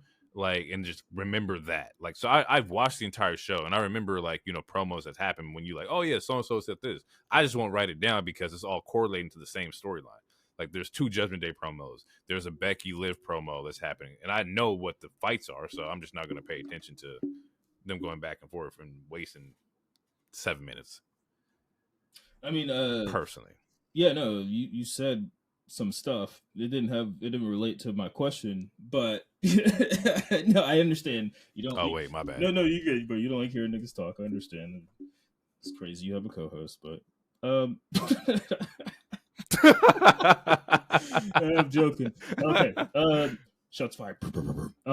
Yeah. So before the Sammy Ivar match, we get another backstage thing real quick where Rhea goes face to face with Did I say Rio? Rhea goes face to face with Io, and she's like, "Stay out of my territory." Stay out of my territory. Yep.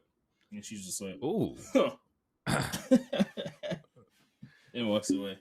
Which they have good chemistry too. They do. Yeah, love to see it.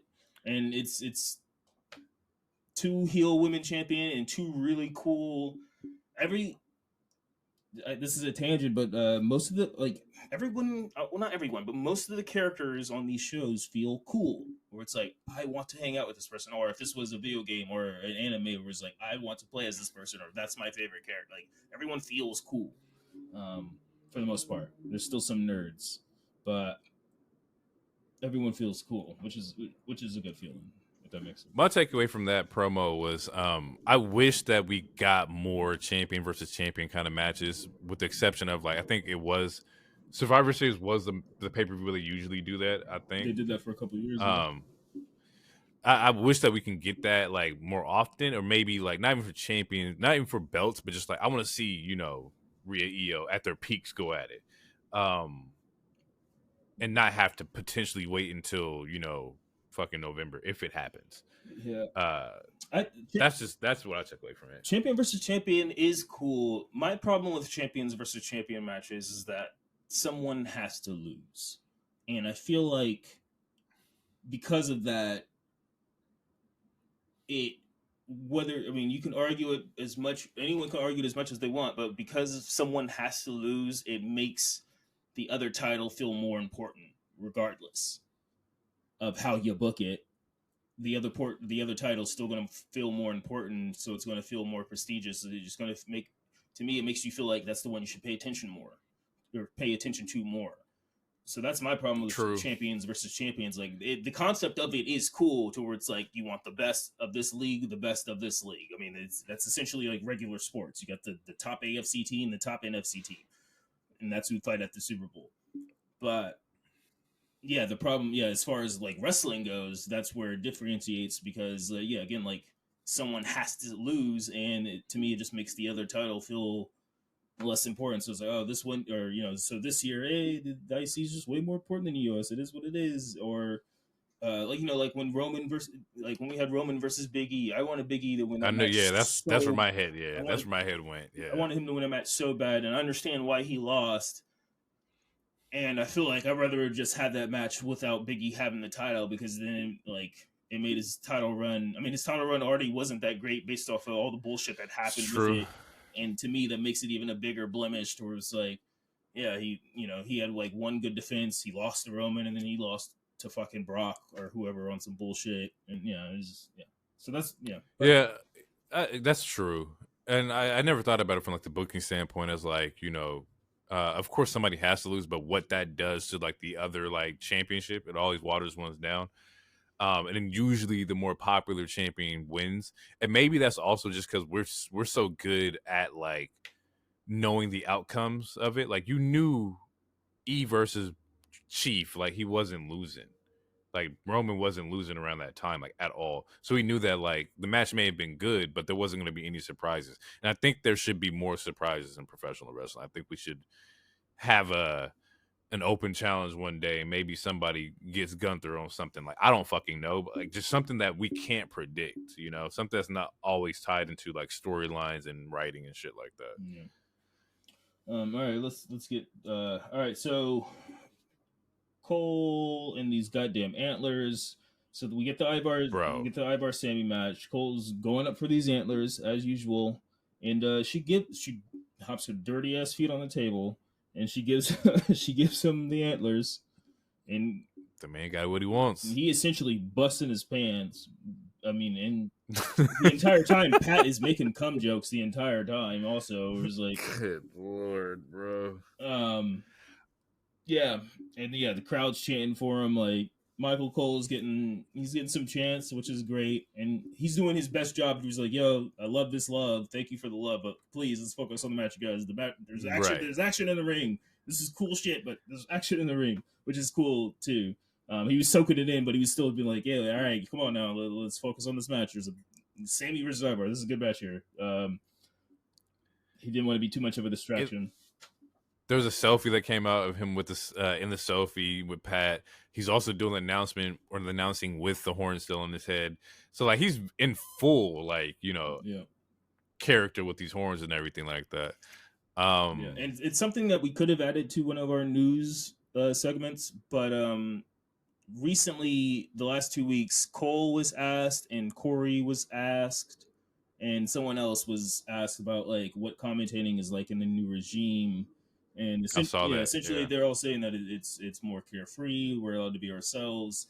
And this was a moment that shows that, where it's like, like he was allowed to get his shit in. Like the crowds, fucking sold out crowd was chanting for Cole. Like that's cool shit. So I think the quote from Corey was, "It's a lot more quieter in my headset." Yeah.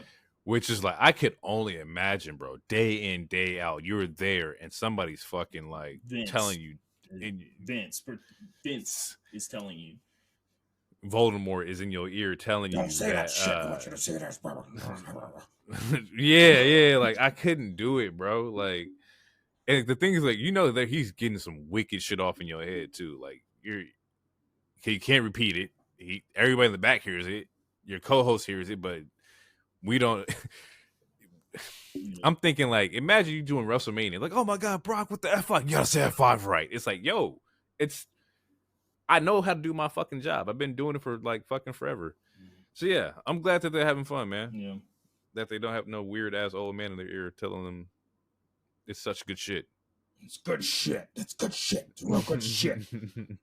But yeah, it was a good match, and Sammy wins. Unless you have another thing. Nah, just a little side tangent about Ivar. Ivar's really good at in-ring storytelling. Mm-hmm. He's putting a lot of people over too. I don't know if he's been very apparent in the past 2 to 3 weeks of Raw. Yeah, he's putting people over. He has a match almost every. I want to say he has a match every single fucking week. I think. Yeah, and that's just another one of those, like, you're just a good fucking talent. Even though you're losing, you are a safe person that we want to put you with other individuals. So shout out to Ivar, man. I see the hustle, man. I respect it. And like, he has a character currently to where losing doesn't hurt him. Like, he's still believable. Nah. I still believe he could beat anybody right now. Also at the same time, but I know I know he's more than likely going to lose, but he's still believable to where, like, yeah, these losses aren't hurting his character to where it's like, yeah. His voice is because he still performs more than anything. He still performs his ass off too, bro. Like, in these matches that he's losing, he's still like doing like phenomenal fucking shit too. Yeah. Match also has Bronson Reed attack Sammy, right? Yeah. Reed comes out and he attacks Sammy at the end of the match. Yep. So we're just foreshadowing the gauntlet. Yep. Can't wait for that. We get a Gunther promo, right? Yeah, Gunther says some stuff, and then Gable comes out. It just means more. It means more. Yeah, you made my daughter cry, which I'm not. I mean, I'm a father to cats. I understand if someone made my cats cry, I'd be upset, and I would want all the smoke in the world. But you need a little more motivation, my brother. I had a note because like Gunther, this IC gauntlet made me think, like, when was the last title change? Like, who has the most recent title? Is it Logan? Yeah, Logan. The only title that changed hands in the temporary regime of Triple H into the full-time regime of Triple H has been the women's tag and the US. Gunther has had his belt. It's fucking wild. Seth has had his shit for almost 300 days. Obviously Roman's, doing his shit. Yeah. Yeah, and then Gunther. How do you feel about that? How do I feel about what? I don't. How do you feel about no title changes? I don't. A balance. I need a balance. I don't like long title runs. I don't like. What's long to you? Pause. Roman stuff or Gunther stuff. I understand you. So anything over a year? Yeah, I don't need a nigga holding something for a year, because at that point it feels like you're bottlenecking the division. Because, like, look at the tag team titles. Like, for example, tag team titles is a perfect instance as far as, like, and that's not even just on one group it's been on Judgment Day for a while, but since they have both titles, all these other tag teams have nothing else to fucking do. All right, so take that equation out. Let's go to Gunther. Like, he's beaten literally everybody now. So that's why we're getting, Sammy might be the person, or we might get Gable, Gunther 3. It's because he's beating everybody. Unless there's a draft that happens. And even then, he beat a lot of motherfuckers when he was on SmackDown too. Yeah, it's the same shit. It's just recycling the same shit. Yeah. So it's like, at some point, like, so that's I feel like that's the detriment to a long title reign. It's like, yeah, it does build quote unquote prestige, and it makes this character look quote unquote strong, but also at the end of the day, it's a scripted sport. It's not necessarily quote unquote real. So, like, yeah, it's cool for this person to break a record. Breaking records is fine and all this other stuff, but at the same time, do we need 5 champions all holding one title for a year and some change? Like, but also at the same time, I don't want hot potato either. We just need a balance. Yeah, I I feel the same way. I I think for me wrestling's the most enjoyable when I do see new champions. Because the ones who get the belt usually are the ones who need the push versus like, somebody who's already established. Like seeing Gunther lose right now wouldn't hurt me entirely, and it wouldn't hurt him because he's still gonna be strong as fuck. To whereas like maybe an IC run with Gable shoots his stock up a little bit more, it gets him higher. I think long title runs, like you said, bottleneck. You said bottleneck the division, like bottleneck, like Yeah, your yeah, because like at this point, you like they beat everybody, so it's like, all right, who's next? And then you got to like make these convoluted storylines where it's like, oh man, you made my daughter cry 4 months ago. I got to get you back, even though you already lost twice. Sami Zayn, I'm pretty sure on SmackDown fought Gunther already. He lost. Ricochet, he lost twice. Gunther beat Ricochet for that title. Um, yeah. yeah, it's just so it's just like so then you like It bottleneck, yeah, it bottlenecks the and division for sure. it keeps those other characters in limbo because they're not doing anything. So then you have weird moments where it's like you don't want Ricochet or for example like Drew, like there was a point in time where he doesn't lose any regular matches, he only loses the big matches. And it's because you don't want him to win the big match because the big match means either dethroning Gunther or Roman. So it's like, yeah, he'll win all these TV matches, but when it comes time to the real shit, he loses, and it's because you're not ready to change the story or whatever the fuck is going on. And Right. that it just makes booking and shit weird. Fucking Daniel Bryan's another character. If we go to a different promotion, every single fucking title match he's in, he loses, but he wins all this other time. How I can't take you serious. You can't win the big match. You haven't won a big match in 2 years. It just I don't know. It's just weird shit like that. But I also think that for some of them, like they know what comes with that. They know, like being the champion, especially in WWE right now, is that like it's the promos. It's like you taking the flights over here, you doing the radio station show over here. Like there's a lot that comes with being a champion in WWE, and I understand that you want to have the best people in place to like do that. I can only imagine like, oh, it's Riddle and Randy as like your tag team champion. They're over here on KGW in Wisconsin, and uh, Riddle's not the most professional person. Hypothetically, this is all hypotheticals, but just saying that like they need the right people in places to like make sure the sponsorships is right, make sure the numbers are coming up and shit. I understand It's just that. business. Well, Mike, but I understand that. My counter is that sometimes that's the thing. Like if we're talking about WWE, they have their certain people that even if they don't have a title, they'll send over somewhere anyway. Like Bianca Belair, It's she true. she was doing promo stuff for Perth and other things. She hasn't had a title. I remember when NXT Takeover came. She didn't have a title either, but her and Adam Cole did promo for I think it was K2 or something. It was something one of our local news That's channels. true. You know, Regardless if you have a belt or not, they're gonna send yeah, somebody over like there. you go and get Titus. You'll probably get Liv.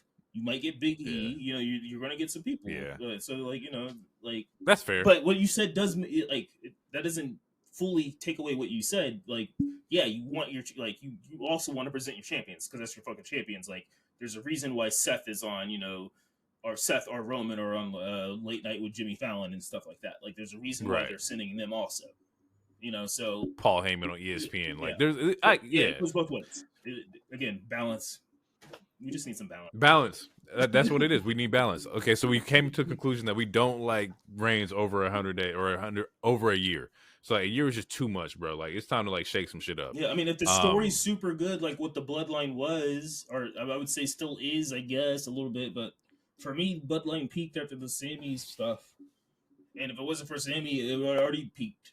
But yeah, no, like if the story's good, then sure. But yeah, they're like not everyone needs 600 days, man. Not everyone needs 300 days.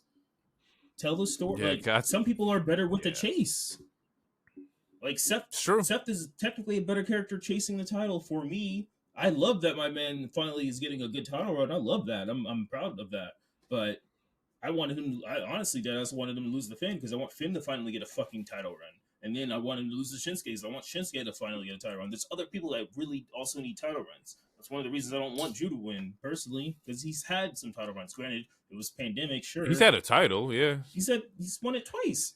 He won it twice. He won it twice? Because he won it against Brock, and then Randy took it from him, and then he beat Randy again, and that's when Bobby finally beat him in the Miz. And after that, we get Big E. Anyway, yeah, it's just there's other people that deserve certain runs with certain titles, and it's hard to do that if you have certain characters that are holding it for half a presidency year, So, and I want to see what that looks like. Like, what does a Sammy run look like? Like, what I want to see that. Like, I don't know what to predict. I don't know what the promos look like, but I know what a Seth reign looks like. I know what a Roman Reigns, no pun intended, looks like. So I want to see, like, give it to Sammy. Let's see Sammy go, run with it. Let's see what the fuck that happens. Let's see what happens when Gunther actually gets the big one, and see how that changes shit. Like, put people in different situations and let them, like, either grow or they fucking fall off. But 9 times out of 10, they're gonna turn out to be fucking superstars. Like, hypothetically, what does Rey look like without the world heavyweight? Like, that was a huge fucking moment for Rey Mysterio. He still would have been Rey, but the world heavyweight championship run with Rey was like, that's what put him on the map. Eddie getting it when Eddie got his, like, Eddie beat Brock, and like Eddie Guerrero had the fucking WWE championship. Like, I don't know what that looks like if Eddie doesn't do it. Yeah. Oh man, I missed that area. So main event, we get Drew versus Jey Uso based off of what happened last week. There was a cool spot where when they were going to commercial, Drew says yeet and Cole in the background says no yeet, which was funny. The match was fine. Yeah, the match was good. It was, they were showing out, but yeah, eventually Solo comes out. This time with no hood, thank God, because it's like I saw that. Yeah, you don't need it, bro. Thank you. And then Cody comes out, attacks Solo. Then Jimmy shows up, which he sets. He gets a chair, but Jimmy showing up sets Drew up for the Claymore, which he hits the Claymore. He gets the W. Jimmy's about to attack Jey with a chair, and then Seth comes out. Yeah. My note is that this is the second time, or maybe third time, Drew is saved by the Bloodline, and third time in a week. He may owe them. Like, at this point, the Bloodline is saving you. The people that you hate, that you were so hell bent on, like, the reason you're having this match with Jey is saving you. Like, so what is it, Drew? Like, what are we doing here? Do you hate the Bloodline? Do you not hate the Bloodline? Like, what's going on? Yeah, that's a good question. But yeah, and maybe Drew's like, forget them because, like, they've been saving him. Like, maybe he doesn't want Seth to go after him because, like, hey, they've been helping me out. I don't fucking know. Well, based off of after Seth comes out to save or attack Jimmy, Drew hits him with the Claymore and he berates him again. He does, saying, "See, this is an example of what's going to happen. Stay out of this other people's business. Focus on me. Stop all this bullshit. Yeah. Otherwise, this is exactly what's going to happen." So it seems like he doesn't. There's a part of him. Yeah, he is a hypocrite to a degree, but not fully. But yeah, to a degree, he is a hypocrite. But like at the same time, he's like, "This is not my business. If you would just focus on me, then they wouldn't be interfering in the fucking first place. But since they're interfering, it is what it is. My job is to get a W at the end of the match. So that's all I care about. It's still fuck them. I'm not going to attack them, but it's still fuck them. But again, if you weren't messing in their business, they wouldn't even be here. Type of thing. True. Essentially. It's true. And that's that was Raw. Overall, not a bad show. I enjoyed it. Yeah, it's better than fucking SmackDown. Well, yeah, we'll get into that for sure. Like, I have some thoughts. I have some thoughts. You ready? I got some shit. I can't. Hopefully, we're on the same page because I'm ready to heal it up. I am upset. AEW Dynamite, new video package, new logo. The double tunnels are back. It's a good rebrand for them. I know they do this like at least like once a year, maybe twice a year, where they change up their colors and shit like that. I want to say this is like the third The time in what 4 years. yeah, it's like Not nothing crazy. yeah, I used to do my it's nothing MySpace insane. I used to do my MySpace like once a week. So.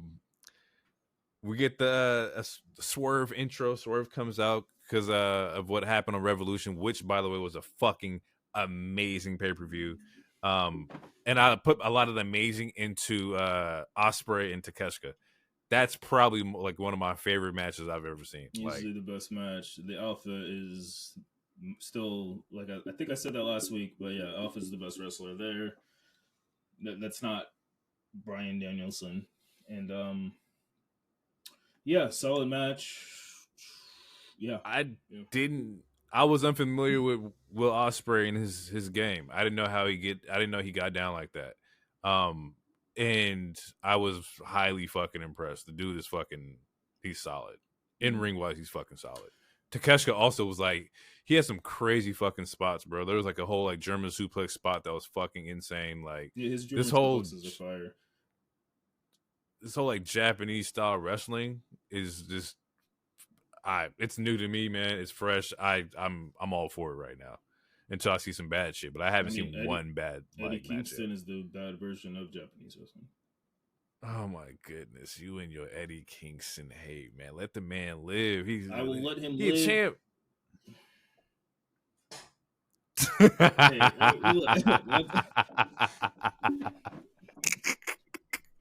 All I'm saying is, oh fuck, man. As far as this promotion goes, if you want to see the bad version of Japanese wrestling style,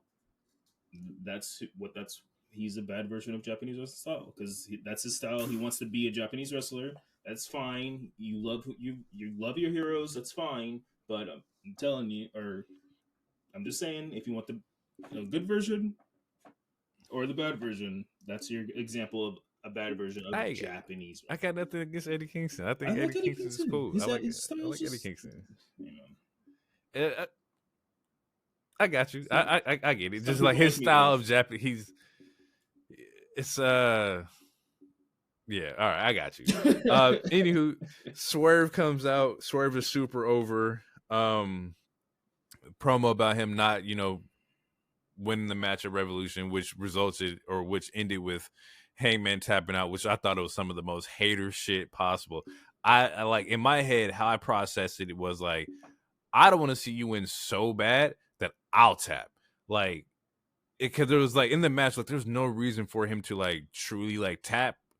But in my head, I was like, nah, if I really hated somebody and I don't like you, I'm gonna tap to make sure I'm not gonna win, so you're not gonna win. Which is just some hater fucking shit. Well, I mean, I thought that was a really dope fucking finish. I mean, I can see that. I don't think if that was the angle that they were trying to get over, I don't think that they portrayed that particular thing. But I will say, if you're getting choked out by Samoa Joe, it don't end really well. I'm tapping. You put me in the cocaine clutch, I'm tapping. The only person who could survive the triple threat is Tony Khan. Fucking hell. Oh, I think in a triple threat you can, you have somebody there to break up the chokehold. And I think that's how that was the angle that they were portraying, was that, oh shit, he can come break out of this or break me out of this. But nah, fuck that. I'm a tap because I hate your ass so much. Like, that's just fucking gold to me.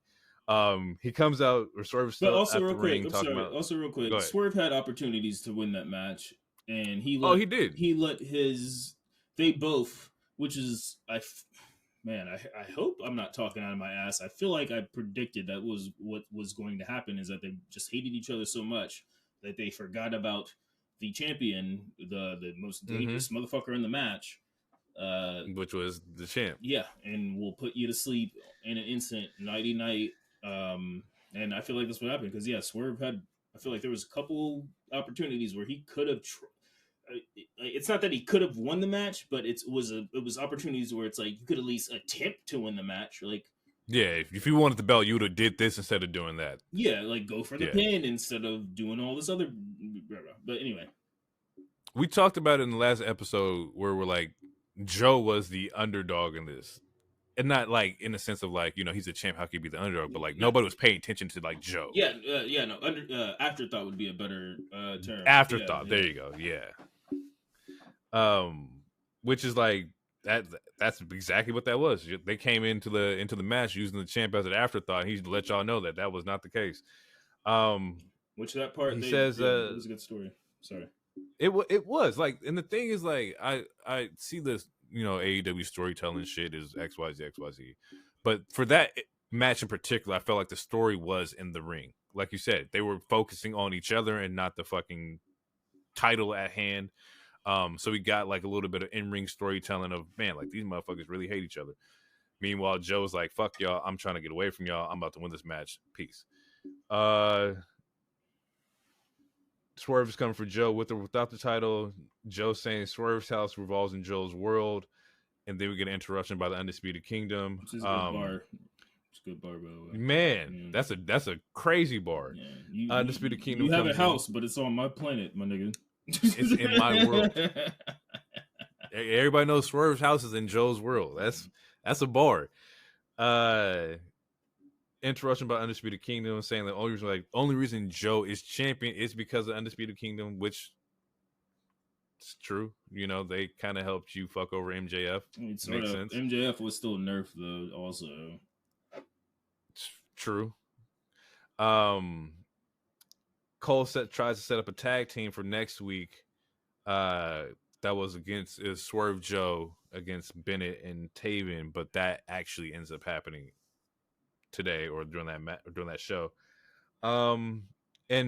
This for me was a competitive squash. I feel like you got your champion with somebody who's also trying to be champion.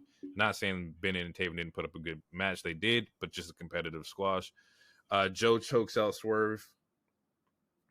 Finish happens. Joe chokes out Swerve in front of Wardlow because Wardlow's next up for the title after the 8-man battle royal or some shit like that, where he gets a title shot. And that gets set up next week at Big Business. So next week we get Joe versus Wardlow. Yeah, that's all I got out of that segment in particular. Let me get this out of the way. All right. Yeah. Who's winning that match? Wardlow and Joe? Mm-hmm. Joe. Via interference by somebody. Whom? I don't know, but I feel like that's where they're going. I don't know. Why? What do you got? I don't have anything. I'm dead ass curious. I mean, I think Joe should retain. Like I said, I think you keep the title on Joe because he's least consistent. He's good in the ring and he's good in the mic, and also he's clearly not the. Even though he is wrestling a lot, he's been wrestling a lot since he's been in AEW. He's still not. I would say he's not the most healthiest person, so it's like he doesn't need to wrestle every week.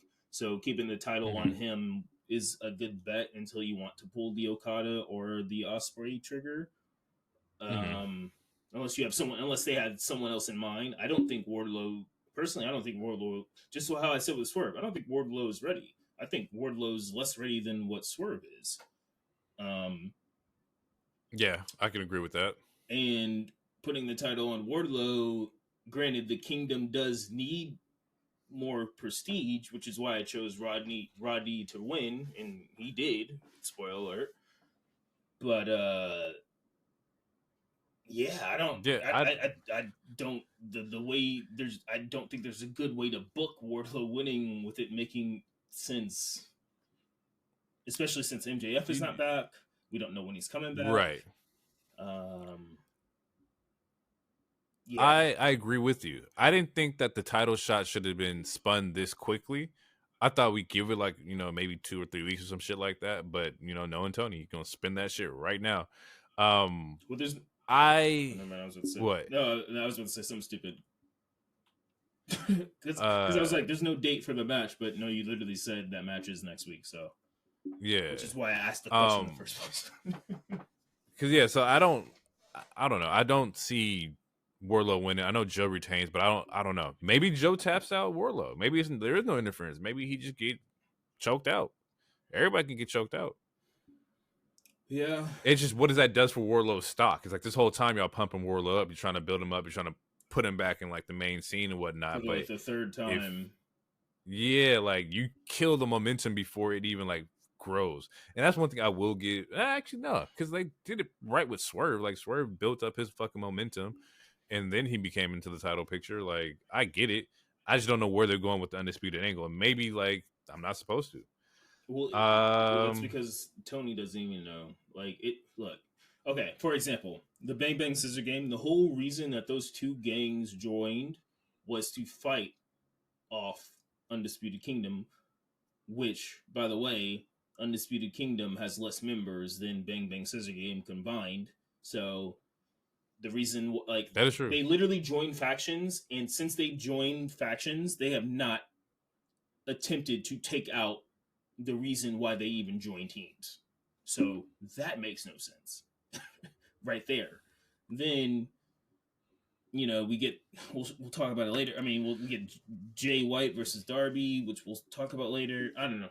Yeah, I don't know. It's weird. It's a lot of it's weird, but yeah, like on paper, or like Wardlow should not win, but I feel like at this point, there's a part of me, there's like 10% of me that says he should win because of how he's been booked in the previous 2.5 years, ever since the MJF feud, to where it's like you are really detrimenting his character if he loses again.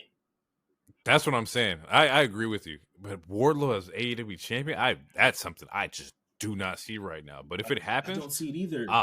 I'm down for the ride. But like we just talked about it. I love seeing shit happen like that, but that'd be fucking nuts. It would be nuts, and I don't think he's ready on the mic. I don't think he's ready. He's not. I mean, Adam Cole said it once he wins, he's going to give him the title, and then Wardlow gave a face. So then it's like, do you book it to where he wins, and then you automatically take him out of that faction? So now he's beefing with the faction, and then eventually, and that's how all factions happen. Yeah, that's how it usually works. Right, but that's super quick. Right. I think it'd be super quick to do that without, like, you know, without MJF there, like without Adam Cole healthy. Adam Cole being healthy is the biggest detriment in all of this whole thing. That's true. That is true. Because the match you're waiting for is MJF, Adam Cole, because of the whole we're tag team, we're friends. This, like, they have to finish their story. Yeah, I get that. That makes sense. Adam Cole has to wrestle in general. He does. He got to get out the boot, get in the ring, and then we'll bring somebody in. Yeah. Yeah, we get a hook promo. After that, we get a hook promo on fucking Jericho. Jericho says he has a connection to him because he had a connection through Taz, which doesn't make any sense to me. Because just because you know my dad don't mean you got a connection to me at all. Yeah. He wasn't sure that he had it in him until, you know, he got dropped on his head by Hook. Or he didn't respect him until he got dropped on his head. And I'm just sitting there like, I'm watching this promo like, I don't get it. It's stupid. Why it makes zero sense. This was not supposed to be here. I am the rock and roller of Ayatollah, and I'm telling you, I knew your dad at ECW, and I didn't respect you until I dropped you on your head. Sing my song, you guys. Yeah, I didn't get it. We get a Young Bucks promo. They're doing the promo like Tony, which I found was very fucking funny because we all know Tony does weird fucking promos, and so to see that being like reenacted is fucking funny. Yeah, it's cool. It didn't hit the same because it didn't have any cocaine involved, but fuck. They announced they have 2 major announcements, and they're gonna do those announcements in the ring. This is led by or followed up by a Hook versus Brian Cage FTW match, which is basically just fucking nothing. Hardcore. It's just a hardcore match. It's nothing. And I'm okay with that. It's just a hardcore match. I did like Cage's gear. He comes out in the King gear from Tekken, which is fucking dope. Fine. In my notes, I was like, this is the first time he's seeing the FTW title defended. And I was like, it's practically a hardcore match. And so they're using like fire extinguishers, trash lids. Like, if I was 8 years old, this is fucking like peak for me. This is like the greatest shit ever. There's a spot where Cage is doing F5s. And I brought up a question. Do you can just steal moves? Like, yes and no. If if a wrestler is out of the business and he's not being pushed, can you steal his move? Like, is that up for grabs? Yes and no. It's one of those things where, I mean, being not in the wrestling business is hard for, like, I can say what I believe is a thing, but it's still paraphrasing. But it's a yes and no thing. Usually, typically, because I don't. Okay, so for example, I don't think Brock Lesnar technically created the F5.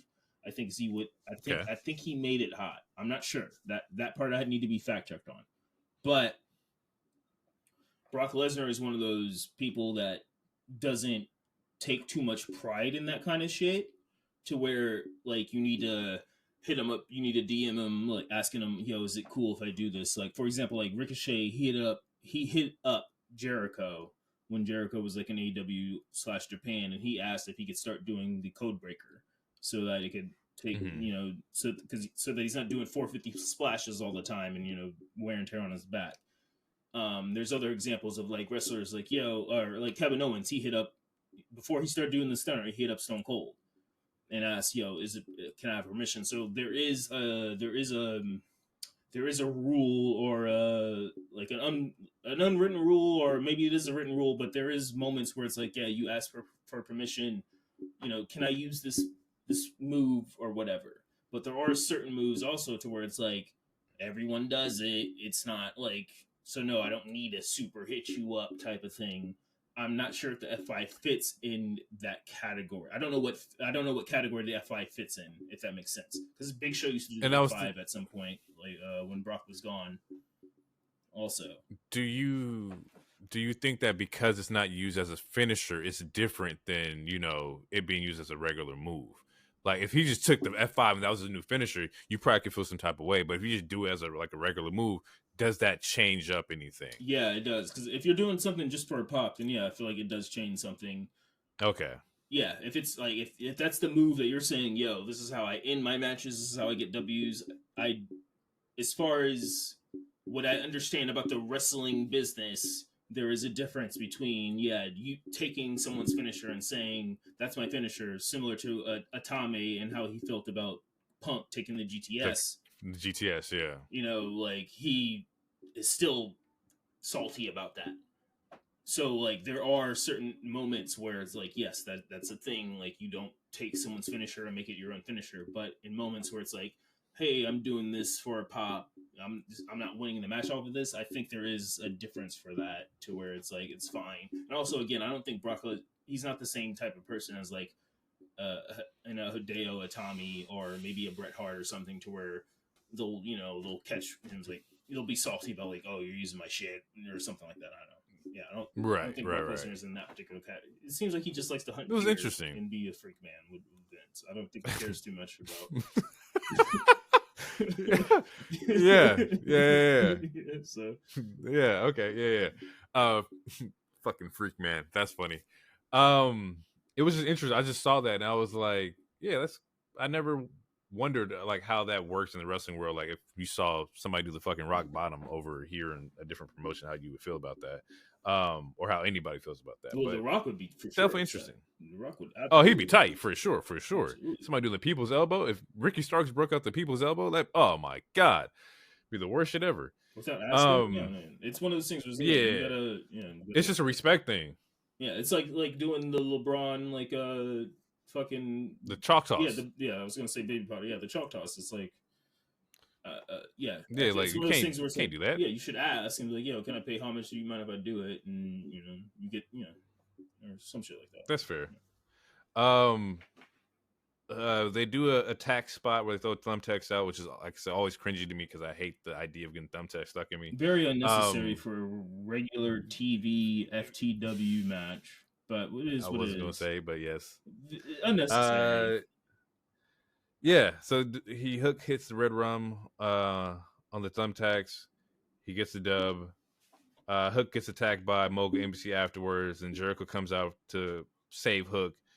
And my next note was Jericho got to take a seat, man. Let somebody else do it. Let somebody else come out there and help him. I don't need to see Jericho all the time, bro. He's the ultimate succubus, bro. Like he's going to absorb the life force of somebody hot He's literally done it to almost like pretty much every single fucking person in this company. Jericho Shang Tsung. Let me just take that over. Let me just get that. Yeah, he's Shang Tsung to it. Yeah, he's Shang Tsung to a degree. If you hot, you're gonna have a problem with him. And if you're lucky, you'll still be hot after the program with him. Yeah.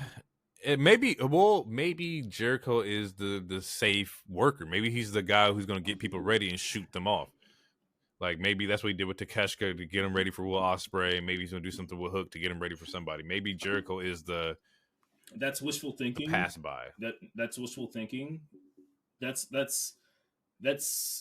like in WWE. That's what Cesaro was. That's what Miz is currently. And if you think about WWE, like anytime someone new comes in, for the most part, they're one of their first two feuds is the Miz, because the Miz is one of those people he's a benchmark. He's like, he can tell. I mean, I'm not saying he could tell, but it's like he's one of those characters you're going to face him, and it's to tell if you're good on the mic and if you could be good in the ring, because that's how good Miz is. There's certain people that are benchmark people. Cesaro is one of those people in WWE when he was in WWE. Like, if you could have a good match with Cesaro, then you could have a good match with almost anybody. And he was the person. Yeah, he was the measuring stick. Same with Dolph Ziggler. Dolph Ziggler is also one of those people. Zig was definitely one of them workers. If you couldn't have a good match with Ziggler, you were not joining. You're not joining the main roster. Yeah. And I can't think of I think it was Diarrhea. The dude who was Apollo, the Nigerian bodyguard. Yeah, when Apollo was Nigerian, his bodyguard. Yeah, only nigga who joined the main roster for a hot second who did not have a good match with fucking Dolph Ziggler, and it was even handicapped, for lack of a better term, or nerfed for a better term, because it was during the Monday Night Raw. What was it called? They're like their UFC shit. Oh, Raw Underground. Oh, Underground. Ah, that was the dumbest shit I've ever seen in my life. Fire. It was Raw Underground. It was dumb, but it was fire as fuck. Because it was like, oh, we got ladies dancing. We got niggas really beating each other up. And Diarrhea was the only person to look fucking whack as shit against Dolph Ziggler. Bro. Dolph Ziggler could have a good match with the fucking pencil. Motherfucking Shane talking about it's Raw Underground. People on fucking poles dancing and shit. It's like, nigga, this is not Def Jam Vendetta, bro. If you don't get your ass in the ring, that's bro, what they was trying to do. Like, was Def Jam Vendetta. And that, to me, that was fire. It's the pandemic. We had nothing to look forward to. We had Tiger King, The Last Dance, and fucking wrestling. We had nothing to look forward to. Oh fuck, man! Like, Raw Underground was great. We had some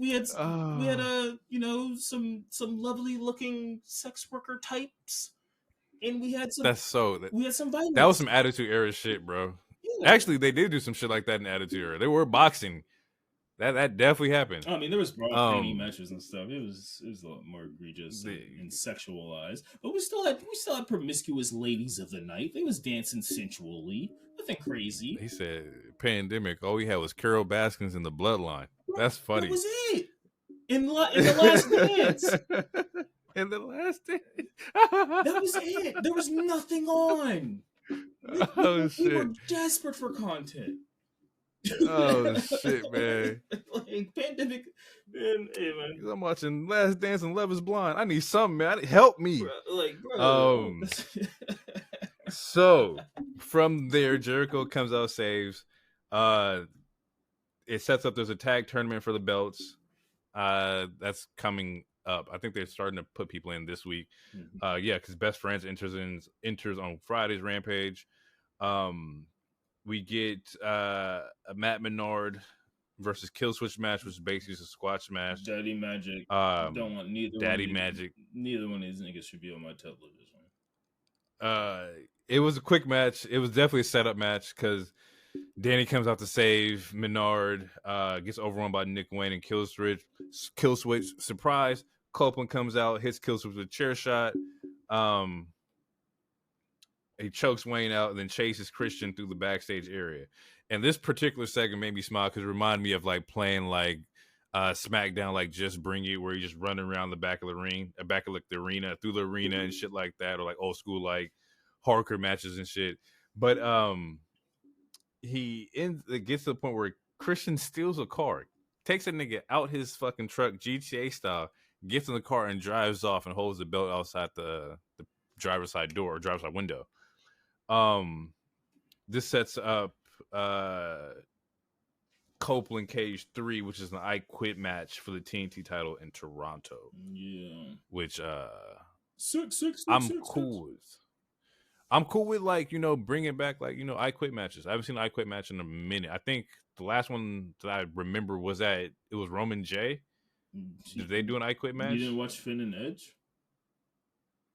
Oh yeah, that one's burned out of my mind because Finn should have won that one. But yes, that definitely happened too. No, Finn won that one. No, Edge. I thought that was when Demon Finn came out and Edge beat him in the I Quit match. No, that was a Hell in a Cell match at WrestleMania. Finn won the I Quit match because Rhea attacked Beth Phoenix. They hit her with the control. Oh, you're right. And that's how Edge quit. You're right. Yeah, he didn't want to see his wife get hit. Damn, that did happen. But she did get hit. Yeah, so I watched that one too. She got the smoke. Yeah, that one was fire. Yeah. In this match, I forgot about that. This match should be fire too. Okay, I'm a huge Jurassic Park fan. I don't know if you knew that or not. What dinosaur is a kill switch? Because what the fuck is going on? I don't know. Okay, all right, cool. We ain't got to go into a huge tangent. I just want to know. Killing this man and his gimmick and his name change. I was thinking that too. Like, he's still Luchasaurus on visual, but what's the? No, I don't know. I'm just gonna pass. I'm gonna move on because I don't know what the. Yeah. What food chain is Kill Switch a part of? Yeah. Carnivore, herbivore. I like last time I checked, Kill Switch was. Where were you at in Land Before Time? Yeah, if you're not in Land Before Time or the first two Jurassic Parks, I don't want to. Nah. I don't know. Nah. Oh fuck. Or Beast Wars. Beast Wars is a good one too. Yeah, if you wasn't with Optimus Prime when he's a gorilla, I don't really know you, man. Raptor, come on now, like come on. Side note, I went back and watched like some of the clips because in my head it's a lot doper, like visually, and I went back and watched it, and the visuals are terrible. Oh no, it's terrible. It did not age well. It's absolutely it's hot garbage. It did not age well at all. No, it's absolutely trash. It's embarrassing to even like relook at any of it. It's like, wow, I was really going up for this shit at 8. Bro, what? Yes, I was buying toys and all that. I went back to rewatch, like, yeah, Beast Wars. I was like, this is terrible. No, it's hot trash. Oh, fuck. Voice acting is bad. Everything is. Oh, anyway. Yeah, everything is terrible. Landscapes, like, I was like, this looks like the jungle. And it's like, no, this does not look like the jungle at all. It looks like fucking a PS1 cutscene, but even then, like.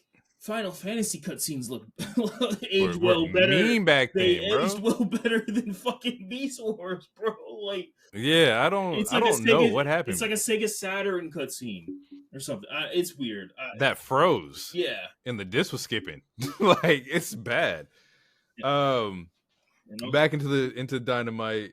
Yeah, Copeland Cage 3 and I Quit in Toronto should be a big show. I think it's gonna be great. I like how they're doing it on like a Dynamite too, so it's on like, you know, cable TV. We get a Kyle O'Reilly promo, basically saying, you know, he's 2 years away from the ring. Wait, is that the reason why he didn't? Is that right now? Wait, is that? I thought that was after the. What did I miss here? No, maybe no. I think Bleacher Report's just tripping.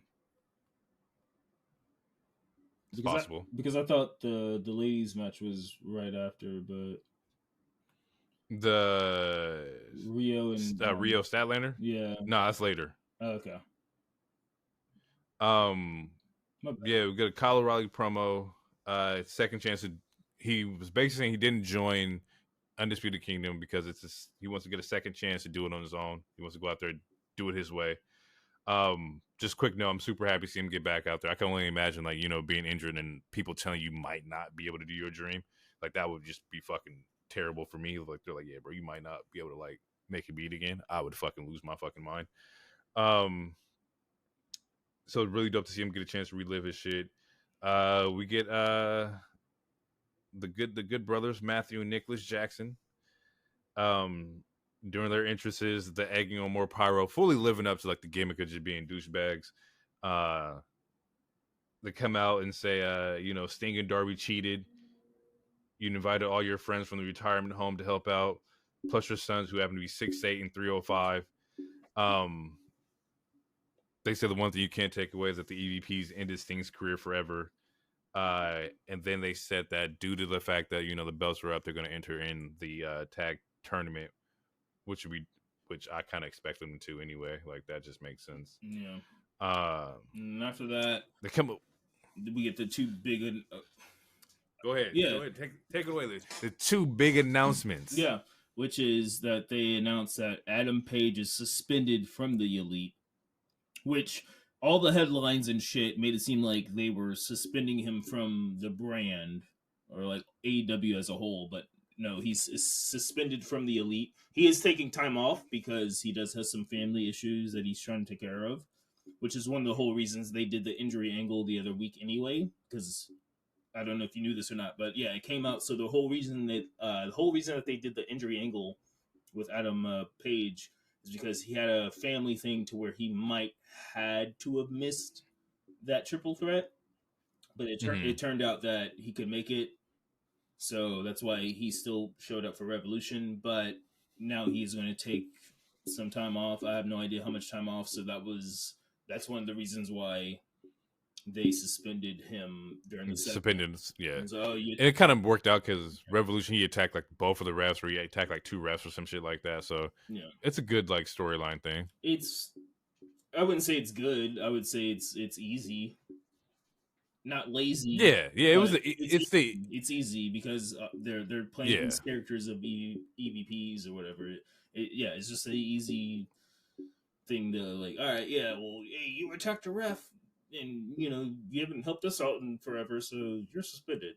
That's just easy. Yeah, this is easy. Easy bullshit. Easy heat. Yeah, easy heat. Yeah. And then they fire Kenny Omega from the Elite. Again, from the Elite, because if you looked at some of the Wrestling Journal tweets, you would have thought that they clickbait, easy clickbait, bullshit clickbait. You would have thought they fired him, but no, he's fired from the Elite. Whatever the fuck that really means, honestly, wrestling wise, nothing. But as of right now, he ain't cool with him. So he's coming back as a face if he comes back.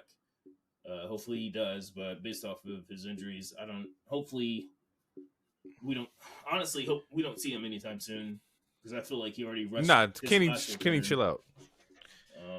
But we respectfully, Kenny can just chill out because like they don't need him right now. You have a lot of fucking talent. You shouldn't be riding on Kenny to be like the successor or success person for your brand. My bad. So go ahead, take care of yourself, Kenny, and just come back whenever you want to come back. Whether that's 6, 9 months, a year, I don't give a fuck what it is. Dude, do not come back when you healthy. Do not rush it, absolutely at all. They got Ospreay now. They got Okada now. They got workers. Please take it easy. You don't need permanent. You don't need vertigo. Like I don't even know what the fuck that really truly is, but it sounds terrifying. I understand the concept. The diverticulitis, like the stomach issues, was fucking crazy. I think the stomach shit is the shit that like almost took Brock out. Yes, it's like the same thing, which is ironic because he has a move called that. Which was a huge thing on the online thing for like a couple weeks. Because it's like, that's nuts. Isn't that karma? Because he called a move that Brock, that disease that Brock got, or whatever the fuck you call it, and then eventually he also got it. So it was one of those moments where the internet was like, haha, isn't that karma? You made fun of It's not, bro. Like, just relax. It's karma. But at the same time, we ain't gotta... It would be karma if he was doing it. Do you think he was doing it intentionally to like make fun of Brock? Yes. I don't. Oh well, shit. If that's the case, then that's karma. Because Brock had it. I think he got it when he was in UFC. He got it. He got the Bronc, whatever you call it, and then all of a sudden Kenny starts doing a move, and they ask you what the move is called, and you call it. It's the same. The diverticulitis. Yeah, it's the same. Yeah, it's the same shit. So it is. Okay. It is a jab. But if that's the case, then that is karma. It is a jab. If that's how that story works.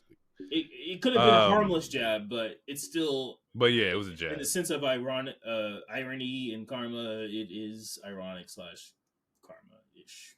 But anyway, we're not. Anyway. Yeah, he says Kenny, like, I don't know what happens, like, you disappeared or something, you never made any of your dates, which is some funny shit. It was like, the dude is like fucked up, and he's like, where the fuck you at, bro? You ain't made your dates, you ain't been here. Yeah, heel shit. Yeah, I gotta let you go, man. Yeah, just typical heel shit.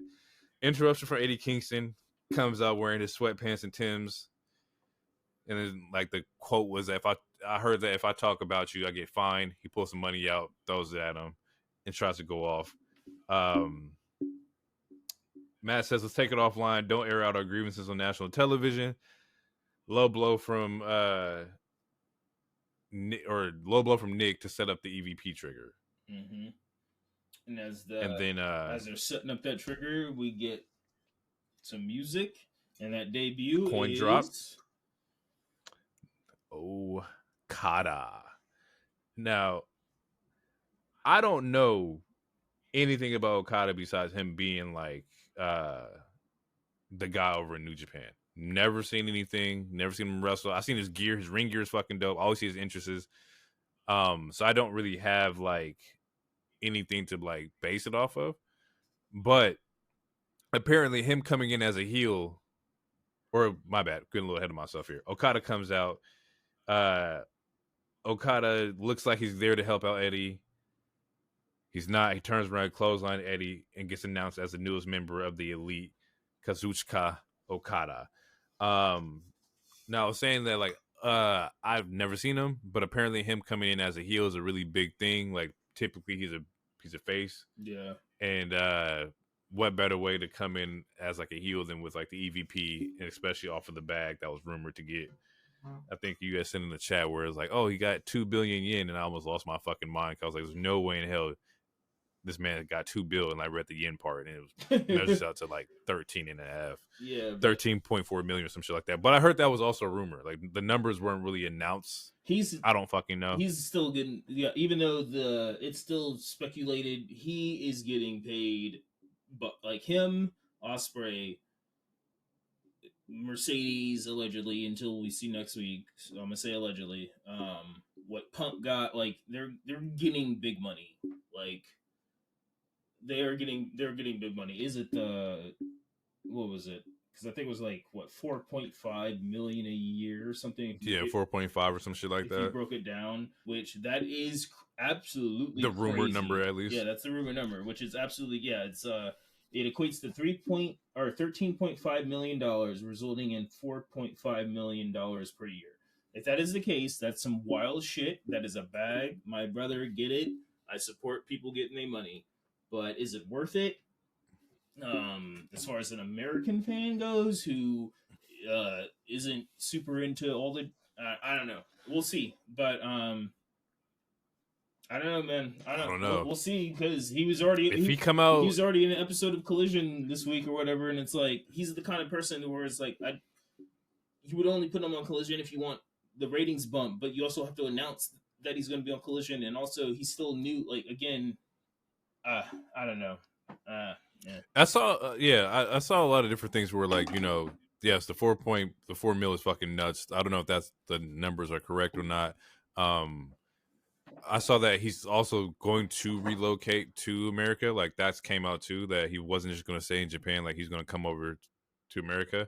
Yeah, there's a couple different like segments and things that could end up working out for him. If he comes over, great. He can get like, proper like, just travel accommodations. I can only imagine traveling from like, Japan to the US back and forth is probably not the best way to like handle that. I know that you'd probably be fucking jet lagged like crazy. But we'll see if he's worth the money. Because as of right now, Ospreay is definitely worth the money. And I look at Ospreay as one of those catalysts. Like if Ospreay had went to like the E, it would have been pretty nuts. Because having that kind of talent over there definitely shoots them up tremendously, to where I think having Ospreay over on AEW, it levels out the playing field a little bit. So yeah, once again, if Okada turns out to be like Will Ospreay, it's definitely worth the money, 1000%. Like I don't think that you could really like sacrifice that to the E. If and you know that E was definitely willing to pay Okada. Like he was in talks with both of them. So AEW had to offer a pretty significant bag to kind of compete with like E's money. Basically, it's just a bidding war, and E maybe the E didn't want him. Maybe they were like, "No, we're going to pay him that much." But Tony he probably overpaid because he wanted to secure Okada. Yeah, he probably overpaid a little bit. Because the E's definitely going to give him money For sure. But also the other thing is that the E has more traveling dates. Like how we were talking about the other how we were talking about the other week. He more than likely would have went to NXT for like a month and a half to practice on the English and and just to get settled in being in a whole new country or whatever. This going to AEW, he can still get settled because the travel dates are less. He's getting the same type of schedule that Pac, who returned today, / Ospreay is getting, so he can go back to Japan anytime he wants, essentially. So he has the Roman schedule, the Ospreay schedule, and then he has the pay to make. He also has to pay for it. Yeah. What was it? 3.5 or 4.5 a year? 4.5, 4 plus. Yeah. That is so much. I don't even. I couldn't. I mean, I'm in. I think they say it puts him in a bag with like Roman and Brock. Like, yeah, that's. They said Roman, Brock, Cody, maybe. Yeah, I say Punk. Is Cody, Punk, or the maybes in that? But for sure, Roman and Brock. He's making Roman Brock money. Yeah, and I don't like pocket watching. It's one of those things. Yeah, I don't care about that either. I don't super like it. Like with the wrestling business, I like it less compared to like when you see it in football football or basketball, like those kind of conversations do make sense. But I feel like in wrestling, it's more sensitive in the sense where you don't have to tell the world where you work at. But hypothetically, let's say someone is at your job, you've been working there for 3 years out of the 4 years. Mm-hmm. I show up and I have a bunch of charisma and some accolades and somewhere else, and now I'm getting paid $4 million more than you. I'm sure I can't speak for you, but I'm sure you would be tight, at least a little bit. You might be a little tight. I would be. I'd be a little like, whoa, what the fuck? But that's just corporate America. That's just how that shit is. Yes, at the same time it is, but also at the same time it's like if you think about it, for someone who's been in the company for since the entire creation, who probably doesn't get a lot of TV time. I'm not saying Okada doesn't deserve the money. I'm just saying it. When it comes to the wrestling business, I kind of put it in the same box as my own work life, to where I don't want to know what my coworkers are working, because I know some of my coworkers and I know I work harder than them. And if them motherfuckers is making even fucking $1.20 more than me, I'm gonna be tight, because it's like, I know you ain't shit. So I just feel like with the like, and maybe that's just me picking and choosing. Maybe that's me being soft, quote unquote. But I feel like in the sports world, if we're talking about sports / sports entertainment, I feel like basketball and football and some of those other sports, it's kind of more digestible to talk about or pocket watch people. But I feel like with wrestling, I don't know. I don't like the pocket watches. I feel like it's just. I feel like it's the same, and I'll give you my comparison real quick. In the wrestling business, it brings somebody signing brings more eyes to the company, right? So Okada coming to AEW, he's definitely bringing a shit ton more eyes, which brings more money because there's more eyes watching. I'm gonna compare it to like when LeBron went to Cleveland, right? The people that he played with got better contracts because they played with him on different, play with him on his team. So if fucking so-and-so play with Braun, and then they go to fucking Portland, they get paid, 10 times more because they paid with him. The eyes of Braun got them more money.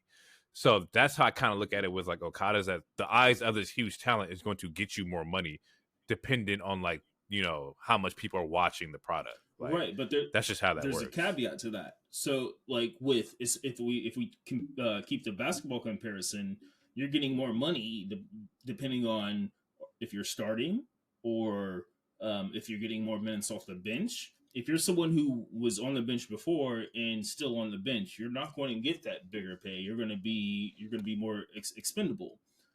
So, how about this? If I make it, okay, how about this? Like, let's take Britt Baker for example. Britt Baker Right. is superstar as far as the AEW women go, as far as being the pillar or a pillar. She is a pillar in that company. I would say she's easily the most popular wrestler or female wrestler in the company, regardless or not including Toni Storm currently. So if you're Britt Baker and you're only making, we're making up numbers here, you're only making 500,000 a year, and then Sasha Mercedes comes in and she's making 2.4 a year, and you're the best. You were the best female wrestler on this company. You're the only female wrestler to put a lot of shit on the map, like that Rosa match, her and Rosa when they bled and shit, like that was on the map, like the black eye t-shirt, blah blah blah. So in so in that example, would Britt be? Granted, yes, it is the wrestling business, and yes, people signing certain people, they bring eyes, like that is an actual fact. But that does not negate certain people from still feeling maybe tight. No, especially if you know what the numbers are. So all I'm saying is, like, I feel like we shouldn't know what the numbers are. Yeah, that's why, like, in the regular work world, you're not supposed to let your coworkers or whoever know how much money you're making. But that's also why in the wrestling world per se, that's what renegotiations are for. That's when oh, my contract's coming up, let's talk. And if you don't hit these numbers, I walk. That's what that is. That's just how the game works. It's fucked up, but it's like, oh, y'all paid hypothetically, allegedly, Sasha come in, she get $4 million. Okay, well then I know that I may not be Sasha, but when I come in, I want 2.5. Tony, let's talk to me. And they should be able to work some shit out. That's what agents are for. That's what they're supposed to handle the numbers and shit like that. Yeah, no, and that's right.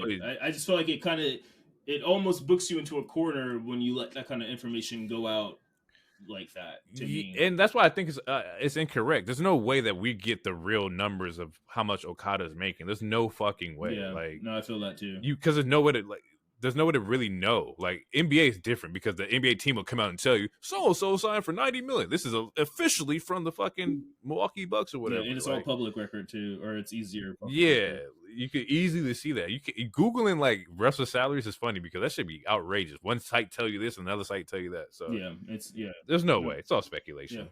Yeah, true. Anyway, that was a random tangent. I didn't mean to. No, I like it. That was a good ass tangent though. I like it. So he ends up battling Eddie Kingston, or close on Eddie Kingston. I thought it was a potential setup for Eddie Kingston versus Okada for the Continental. That may not be the case. I don't fucking know. I know they had a trios match today on Collision. I'm not sure. Next match is Rio versus Statlander. Love Statlander's gears. I think it's Macho Man inspired. I thought that's what I picked up from it was that it was Macho Man, like especially in particular NWO. Yeah, Randy Lonage. Say the whole name. It's like a pimp named Slickback. Say the whole name. So you gotta say the whole like a pimp named Slickback. Don't feed her. I don't know if I haven't been paying attention to Statlander, but Statlander has definitely gotten better the more I watch her. Like, she's one of those powerhouse women, really solid, really strong. Rio also looked great. Statlander is one of the best women workers in there. I'd put her top 3. I'm unfamiliar with the game. I was watching. I was like, damn, Stat is really fucking solid. Rio was killing it too. I said this was a good match. It's a good storytelling to where like they're trying to get the whole angle of them playing like being heels. So Stokes in there, he throws like the chains out there to see if Stat's gonna grab it. She looks at it, grabs it, and then throws up the ring because she doesn't want to like fully embrace the heelness that Stokes is trying to like give them. It looks like he's been egging them on for weeks to use like dirty tactics, but they pass it up. Stat goes for these Stat also has like some crazy spots in here, some wild German suplex spots. But that's also the finish to where it ends up being a roll up for a pin, and I hate the goddamn roll up. I don't like them, but it works out for in Rio's case. She gets the dub. Statlander blames Stokely for you caused this, you distracted me, XYZ. And then that sets up a promo for Willow backstage where she's talking about how she's going to end up fighting Rio next week at Big Business. We then get the Darby Jay White promo. Or it sets up Darby versus Jay White next week. Darby vacates his tag team title, while also saying that he doesn't know if he's going to be able to survive the climb for Mount Everest, which I thought was a very emotional promo. And I'm also like, why the fuck are you climbing Mount Everest? But you know, that's what you want to do, go for it. He says that he doesn't, like, if he dies, like, he's lived, like, you know, he lived the life of like, you know, 2 years worth or some shit like that. Like, I don't know. It was a very odd, like, emotional promo that I just didn't resonate or connect with. Because he's an odd ass motherfucker and he's not the greatest on the mic. And I'm sorry. I mean, I don't know if we're going to talk about the results of Revolution or not. I mean, we don't necessarily need to while I'm touching the mic. That's probably bad for some. Also, I want to apologize because I'm sick. So, like 40 seconds ago, it might have sounded crazy, but I was just blowing my nose. Anyway, we can cut all that. But you're good, man. I'm just self-conscious. I'm still new to this podcasting game. But man, I'm gonna bring it back to this Washingtonian shit. These Washington niggas is different, bro. I forgot he's from up here, like up in Seattle. I forgot that. Yeah, bro. Like, look, man. Every single time I hear Darby talk, that's not super wrestling related, I'm like, dude, you're a fucking moron. And that's half kayfabe and half like disrespectfully, because the part of him is honestly he's kind of fucking stupid. Like during the Sting retirement, he's throwing random shots at Kurt Angle, which to me is very unnecessary, where he's like, you know, Sting can choose who he gets to retire to. He's not just being a little bitch and just retiring to whoever, which is an unnecessary stray to Kurt Angle. Kurt Angle, you can't lace Kurt Angle's boots, bro. Like, and how do you know that was a shot at Kurt? Like, what made you think that was a shot at Kurt? Because I don't know, but I'm just because there was a lot of backlash, and there's been backlash ever since Kurt's last Angle Kurt Angle's last match, because he got retired to Baron Corbin. And yeah, I remember originally that. That's not who he wanted. He wanted, I think he wanted Cena or something, and just the way it panned out, it's not what he wanted. And based off the context of what Darby was saying in that particular interview, it's, even though it's not official or it's not, so we don't have any factual proof that like that's who he was talking about. It's not official. I can only say alleged, but based off the evidence, based off the context, there's only really one person he could technically be talking about. Similar to the Brock allegations, where it's like he wasn't named, but there's only one person that he really could be talking about. Kurt Angle, like, unless I'm wrong, and I haven't seen anyone else, I haven't seen any other facts, like Kurt Angle's the only real other person he could have been talking about. Well, I mean, more so like, why shoot that at Kurt and not at the E in particular? Because if anything, that's a Vince booking thing. That's not necessarily on Kurt. I couldn't say that like, oh, Kurt didn't get to choose who he wants, so fuck Kurt. It's like, nah, Kurt didn't get to choose who he wants, so fuck the E. Like, we all know that Kurt deserves something a little bit better than like going out against Baron Corbin. No, like, not to Baron Corbin, but I would think it's more of a shot at like the company than right. But the individual. It's based off what he said. I'm only paraphrasing. I'm not going to look it up, but essentially he was like he essentially called Kurt Angle a bitch, because he's like, we're not going to let someone make our decisions for us or lie down like a bunch of bitches. He said something like that. So essentially he was calling Kurt Angle a bitch, instead of saying, oh, the E is a bitch or something like that. It was based off what he said. And I'm not going to look it up right now, which, I mean, it would be good radio if I did, but I'm not. But essentially, based off the context, it's one of those moments where there's only so many people he could be talking about. He could possibly be talking about. It, Hey, look, Darby has said some weird shit. Like, he's a weird I think he guy. did it was. I was gonna put in the news segment this week that he did an interview with somebody. I think it was like the Athletic or Sports, somebody, to where he said like, him being homeless was like he chose to be homeless because it's supposed to like awaken like the hustle. Because when you're homeless, like you have to get up and go get it. Like there is no thing, like there's nothing like saving you. And I'm like, that's a terrible reason to be That's the homeless. dumbest It, shit it felt ever. it felt tone deaf. I think I got it in here. Let me put it. It's toned up as fuck. Yeah, he said I chose to I live in a I chose to be 2-bedroom and homeless. 2-bathroom apartment, and I'm still feeling like I'm hustling. Like, I'm not trying to. It's like, I'm trying bro, to grind like, more. He says, I chose to be homeless because I wanted to kill all the comfort zones I had and start risking my life. I've just been pushing it ever since. I saw a lot of young guys, they wake up, they sit on the couch, they watch cat compilations on YouTube. They have that comfort zone. Before you know it, it's already 5 in the afternoon. And I'm like, that's not really a good way to be like, that's why I'm homeless, because y'all too comfortable. This is also the same like, guy. What, bro? It's also the same guy. He was dating, I don't know if you knew this, he was dating Gigi Dolan for a while. And this is on interview, like you can look this up. Him and Gigi were doing an interview together, and he was telling stories like the way that I impressed her was we went to I think it was Buffalo Wild Wings. He ordered the hottest hot sauce, put it on his hands, and rubbed it on his balls, and then they road trip together to like their next venue. And it was like I did that to show her how tough I am or some shit like that. Yeah, and that's when I knew. I was like, bro, what? What? And Gigi, what? She's an attractive lady. I don't like her in-ring stuff, but she's an attractive lady, and that's what you do for the bad women. You're one of those people that are like, oh, let me rub hot sauce on my nuts and take a 8-hour road trip and not wash them and just what? Just because I'm uncomfortable. Yeah, I'm on the edge. She sees me burning. My nose is sweating as I'm driving through traffic, bro. What? What? No, hell no. Weirdo, bro. And then he jumped through real glass. He's a stupid man. Yeah, look, the real glass part like was so fucking dumb.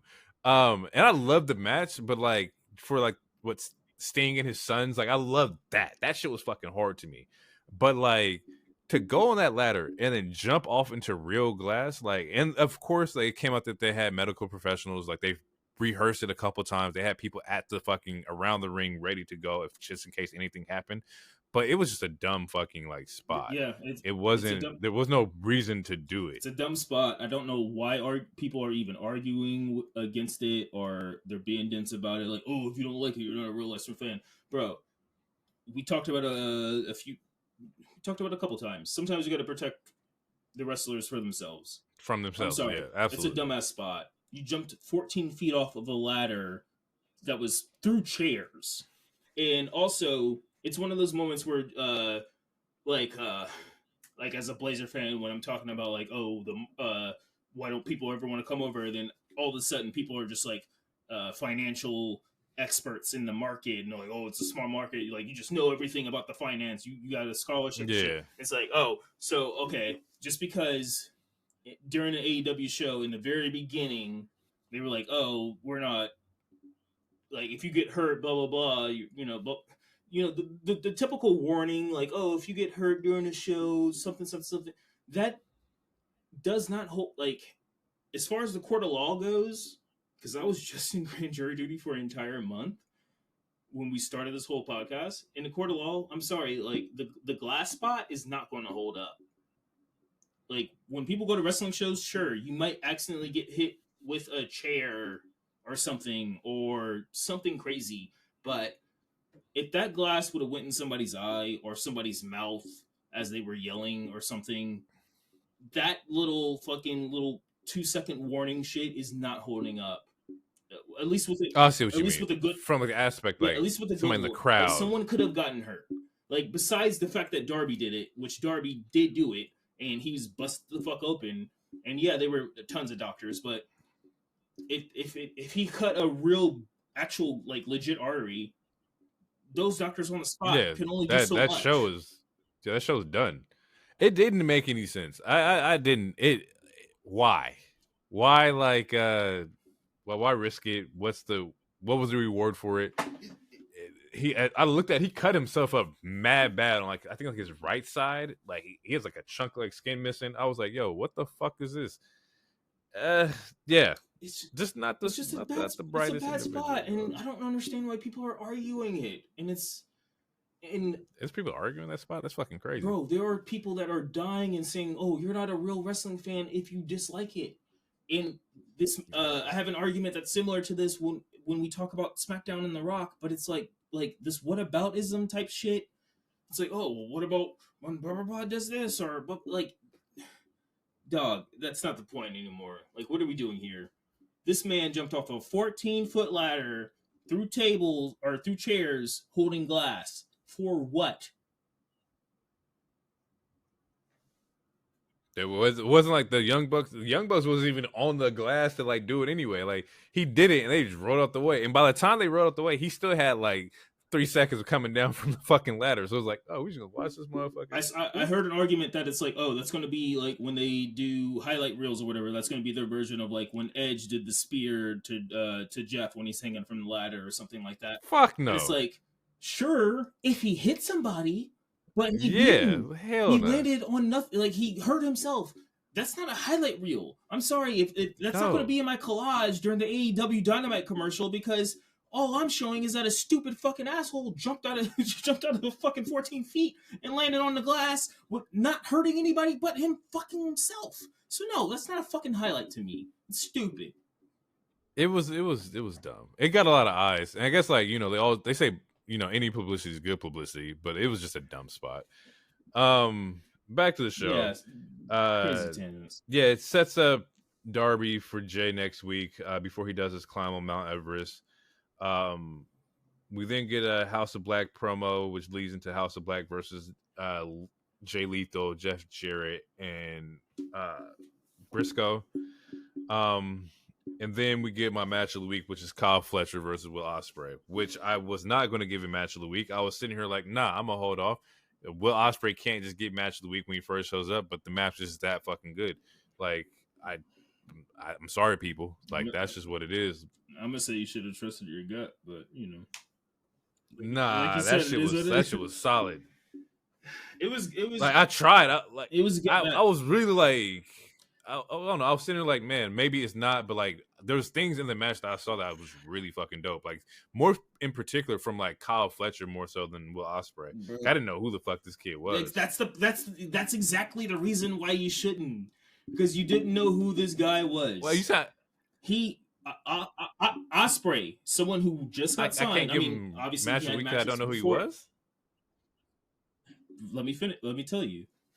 Okay, let me get my shit off, and I'll tell you why. I'm not saying you couldn't, but I'm saying in my personal opinion, that's my counter argument is why you shouldn't. Because all right, where do I start? Okay, all right, so Kyle Fletcher is also in this family, so it's the second time Don is booking a match against your own family. Again, makes zero sense. If you're thinking about a villain, if you're thinking about just someone who owns a team, you're never going to have like if you were Captain Ginyu or you're Frieza, you're not making the Ginyu Force fight each other just for shits and giggles. It doesn't do anything. If anything, it brings the team down, right? If anything, you're bringing the team down because you're proving, oh, this Wood Nigga is better than all you guys. All right, so we got the Konosuke match, which was fire. But Kyle Fletcher is not the same level to me as a Konosuke. Kyle Fletcher, last time I checked, that was someone who played on the fucking Commanders or the Washington Redskins. I don't know who the fuck Kyle Fletcher is. Okay. ROH champion, ROH TV champion. I'm sorry, that's not. That holds no weight to me. That's a coaster title. That's a paperweight title. So why this man? It was a good match. It was a good match until he started cooking out of everything. Glitch in here. I'm sorry. It was a good match until he started kicking out of everything. Why is he kicking out of everything?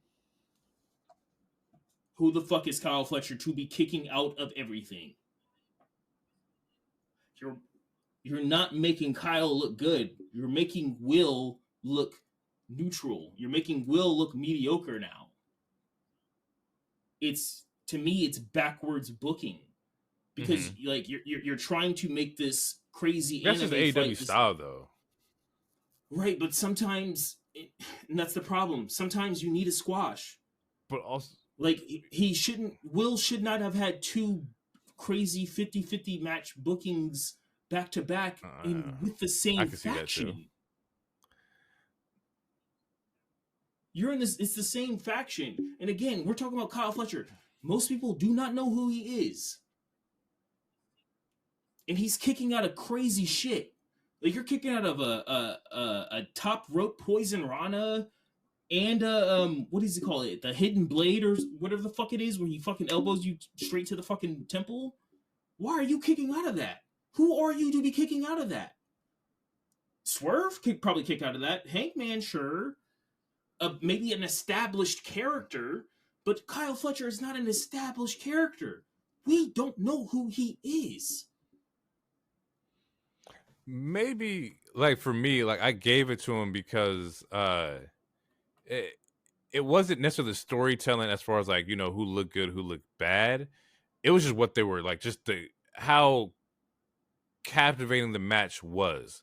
Once again, I look at it from a perspective of, like, did I enjoy what's going on with the match? And then I'll analyze it afterwards, I guess, for match of the week. Like, it could have been fucking Dragon Lee versus Wesley, and I don't know either one of them like that, but I still would have gave match of the week if the match was fucking fire, you know? But I do understand your points as far as, like, you know, you are the new talent. Why is this guy that you haven't wrestled before, why is he kicking out of, like, your supers or your finishers and shit like that? It doesn't make you look as strong. And he's on your same team. It makes no but sense. Maybe I don't know. Yeah, I do see it from that point. That does make sense. I still enjoyed the match fucking regardless, and I didn't, like I said, I didn't want to, but it was just a lot of good shit. And I'm glad I did, because SmackDown didn't have anything for me either. No, SmackDown honestly, it was a terrible show. But no, I'm not trying to make you not enjoy the match or anything. I'm not trying to convince you to not. No, but you have valid reasons behind it. Just like, as far as, like, there's different type of wrestling for everyone. I'm of the category, because I'm not too old man, but I am of the category where it's like you have to tell a story, and at least the story has to make some sense. Because again, where it's like, you know, we talked about, you know, before we started recording, we talked about DBZ and, like, all these other fights, and, like, we talked about shit, and, like, we talk about anime, and we talk about movies. It's about the two characters, and it's about the story that they tell when they fight. And the story is, oh, I'm fighting a nigga who's on my team, and even though he's a nobody, respectfully, he is a nobody. He's tanking all of my best shit, and to me, that doesn't make you look good. If I'm not mistaken, I thought Kyle was part of, like, his faction of, like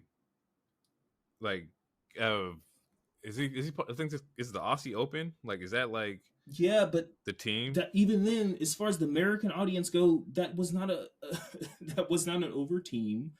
And again, no one knows.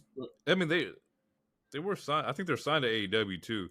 But point being is that this is who you train with. This is kind of like fucking Goku fighting fucking Gohan or some shit. It's like you're training with somebody in your team. That's a terrible analogy, by the way. But my point is that, like, you're in the same dojo. Let's spar. Let's go out there and scrap real quick and just show people that we can get down. That's how, like, I would look at it. Yeah, but that's like Goku. That's like Vegeta fighting Tien to a stalemate. Vegeta's beating the shit out of Tien. Tien is strong, yeah, sure. But they are not on the same fucking level. So why is this going 50-50 for 20 minutes? It should have been an 8-minute match.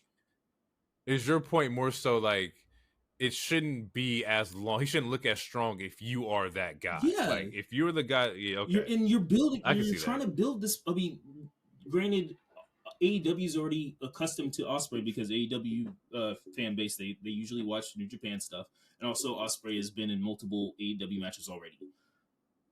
But again, Kyle Fletcher's respectfully, he's a nobody.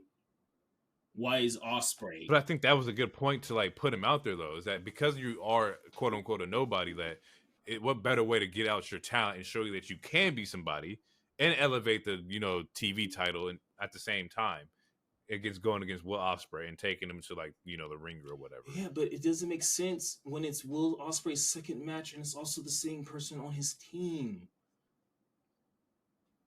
And if they were already a tag team together, and this is the new hotness. I mean, he was always the superstar, so it's like I don't know. And plus, I think it's just a young talent too. Like I don't know. I see what you're saying, and it's like your second match. That's just off. That's just that style of wrestling. That's just what I've seen from like the clips of the craziest shit in Japan and people were kicking out of everything. Like that's just what I've picked up from that. Right. Either way, I do understand what you're saying. It does make sense from certain angles of like, hey, bro, you should be the strongest guy here. Come in and have a squash match, look great, and then we'll move on to the next.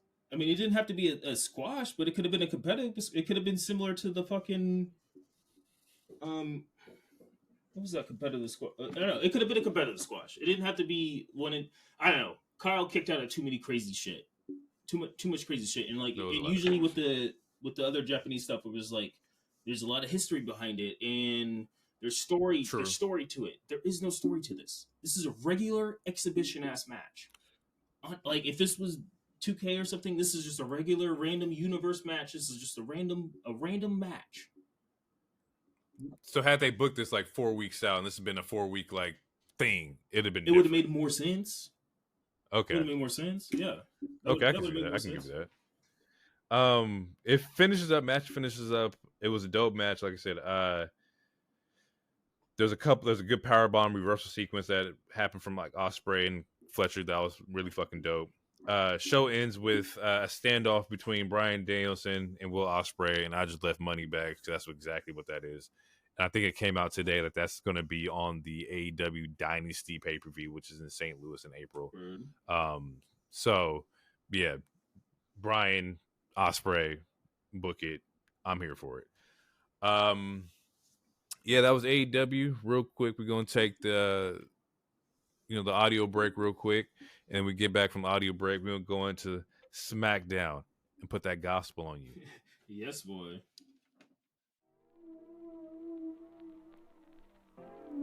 Warp drive.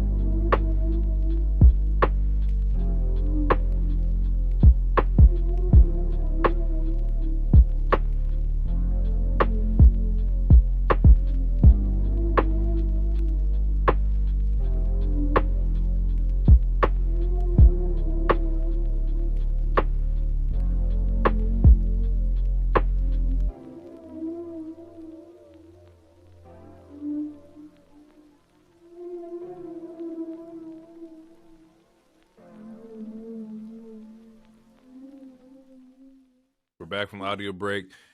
You said you had a better analogy for what you were trying to get across. What you mean? What you got? Oh shit! Okay, I didn't know we go. Okay, so as far as the Osprey thing, what I was trying to say, let's take it back to DBZ real quick. Okay. So let's take it back to the Frieza saga.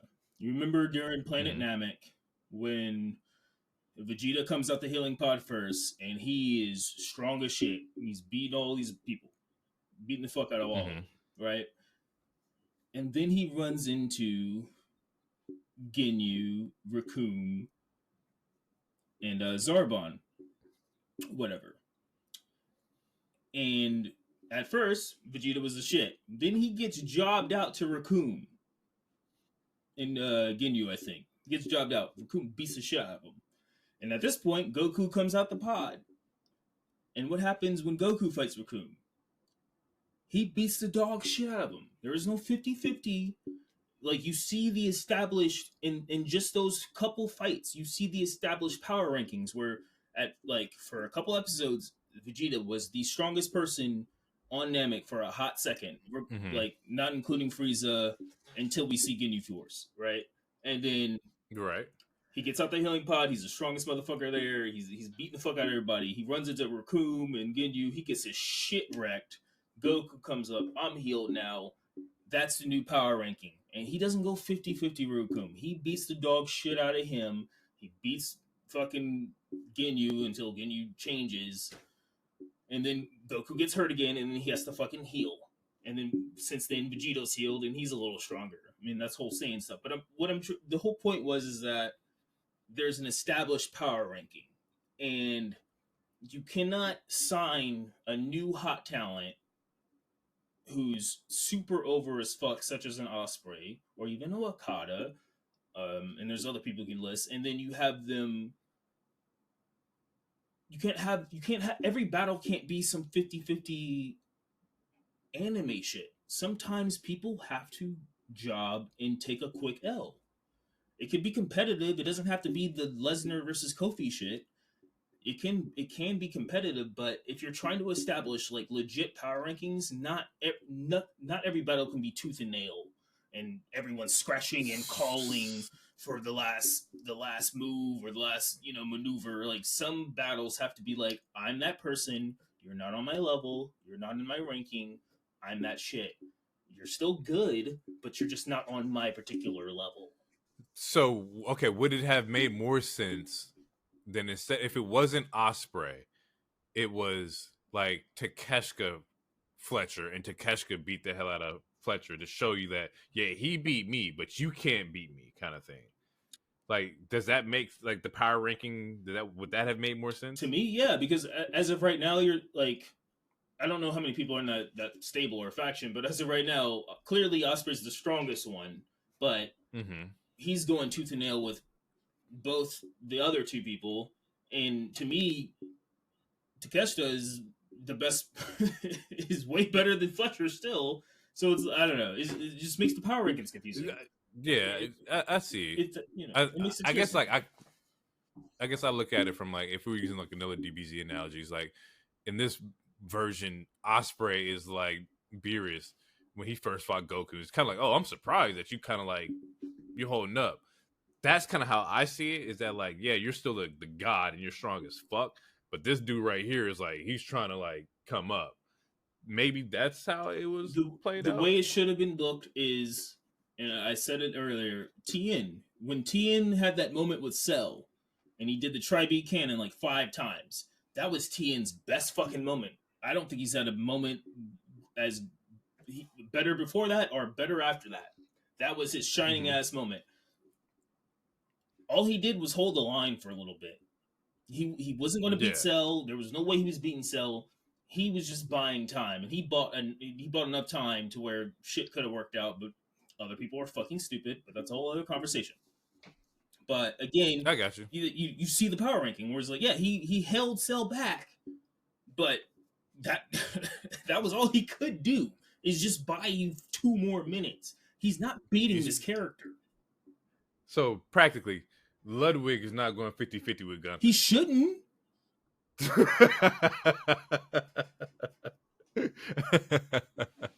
I mean, I would. Okay, how about this? Okay, if Gunther was to fight Ludwig and Giovanni separately, Ludwig should last longer than Giovanni, but at the end of the day, neither one of them motherfuckers is beating Gunther. And you think that it wouldn't be like it would be a competitive squash if they did. It should be similar to Dom's match. Okay. Dom looked, he looked strong, but there was not one time that I thought Dom was going to win. I was impressed with him chopping Gunther and shit. I was impressed with the powerbomb reversal, but I didn't think he was going to fucking win. Just like Gunther was like, I wasn't worried. He was, he was impressive. He was competitive, but I wasn't worried. I just look at it like a prodigy kind of thing. But either way, dope match. Kyle Fletcher is a young kid. I think he'd be really cool coming up. Hopefully that momentum carries over into the Ring of Honor. Is he young? Nigga, look 36. 25. Damn. I did look up his age. He's 25. Skills. Fuck. SmackDown. Bloodline. Let's talk about it. Let's talk about the show. All right. It starts off with Logan. Boo. Yeah, good promo. Boo. It was a good promo. Good promo. But I mean, this could have been in the news, but it made sense to just wait for the story. Or I mean, until we went to the breakdown. But he announces that Prime is now the official sponsored beverage for all PLEs. So get this big ass Prime bottle in the middle of the mat. For all PLEs for at least 2 years. And it's official. Like they dropped the document saying that the Prime is signed on to be like the drink for WWE, which from a kayfabe standpoint, boo, Logan Paul, boo. Yeah. But from a business standpoint, that's fucking genius, bro. Like shout out to that man. That's a bag. Smart money. Yeah. It's kayfabe boys, great. He brings out KSI. Second time bringing out KSI. Randy music plays. He's nowhere to be found. Typical Randy. He tries to hit Logan with the RKO. Logan reverses it.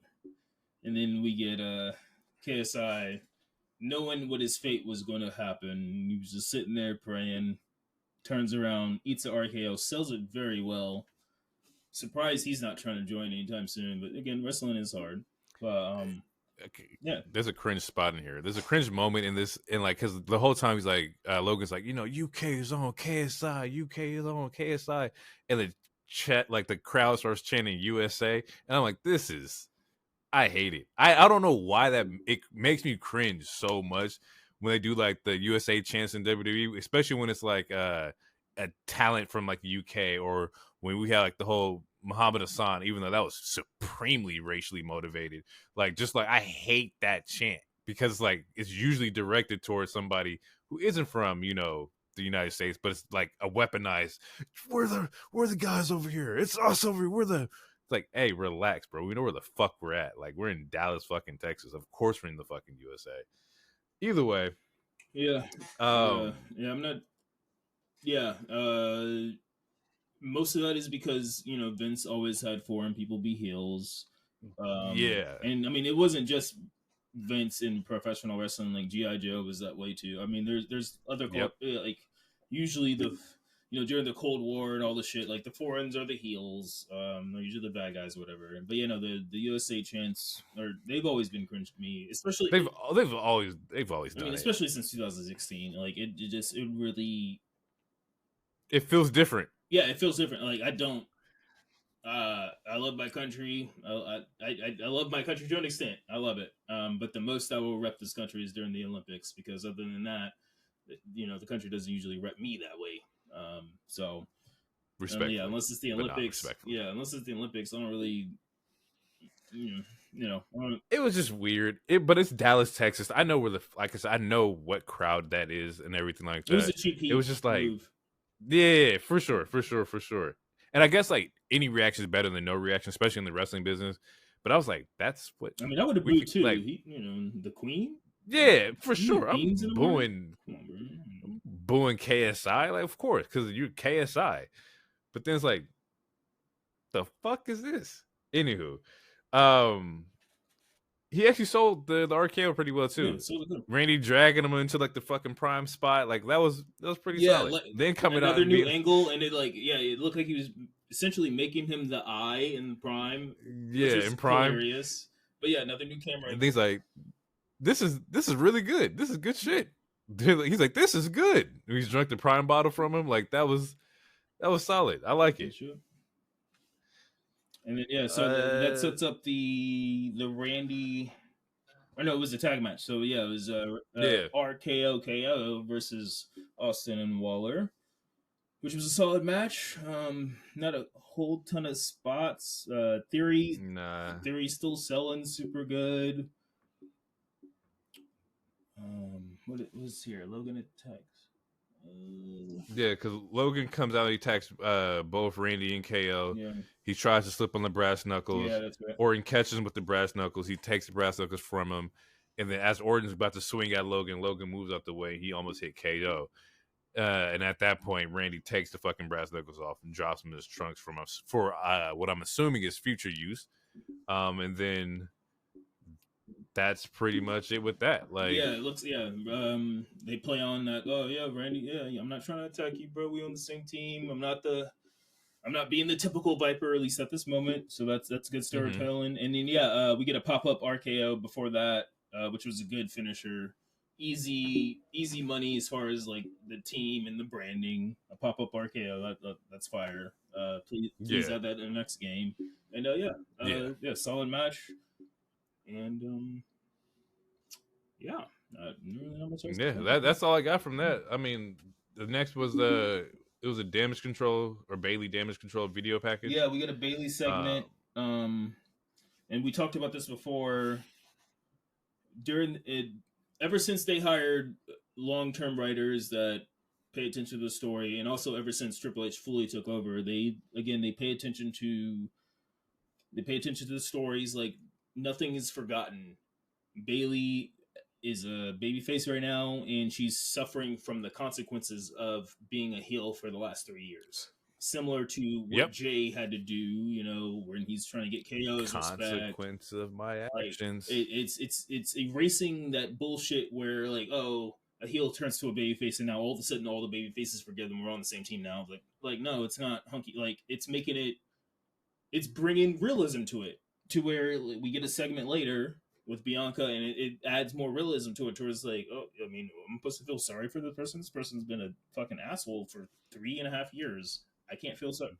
So Bailey has a good promo. That was actually the promo after too.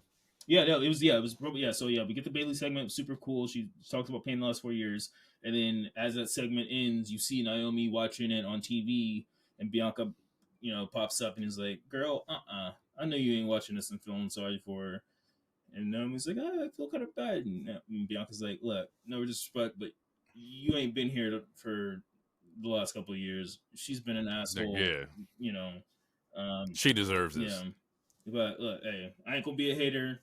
I wish her luck at Mania, but this ain't my business, so I'm gonna see my own. And then she left. So essentially, it's like, and again, it's similar to like how Drew felt. Like, so there's some people that speculated that, oh, maybe this is she's saying similar things to what Drew was saying about Jay. So maybe she's turning maybe she's turning heel soon. I personally don't think Bianca's turning heel soon, because she kind of reminds me of Cena to the point where it's like she could be over for the rest of her career. She doesn't necessarily have to turn heel. If she does, it's fine. But you could book her without turning her heel.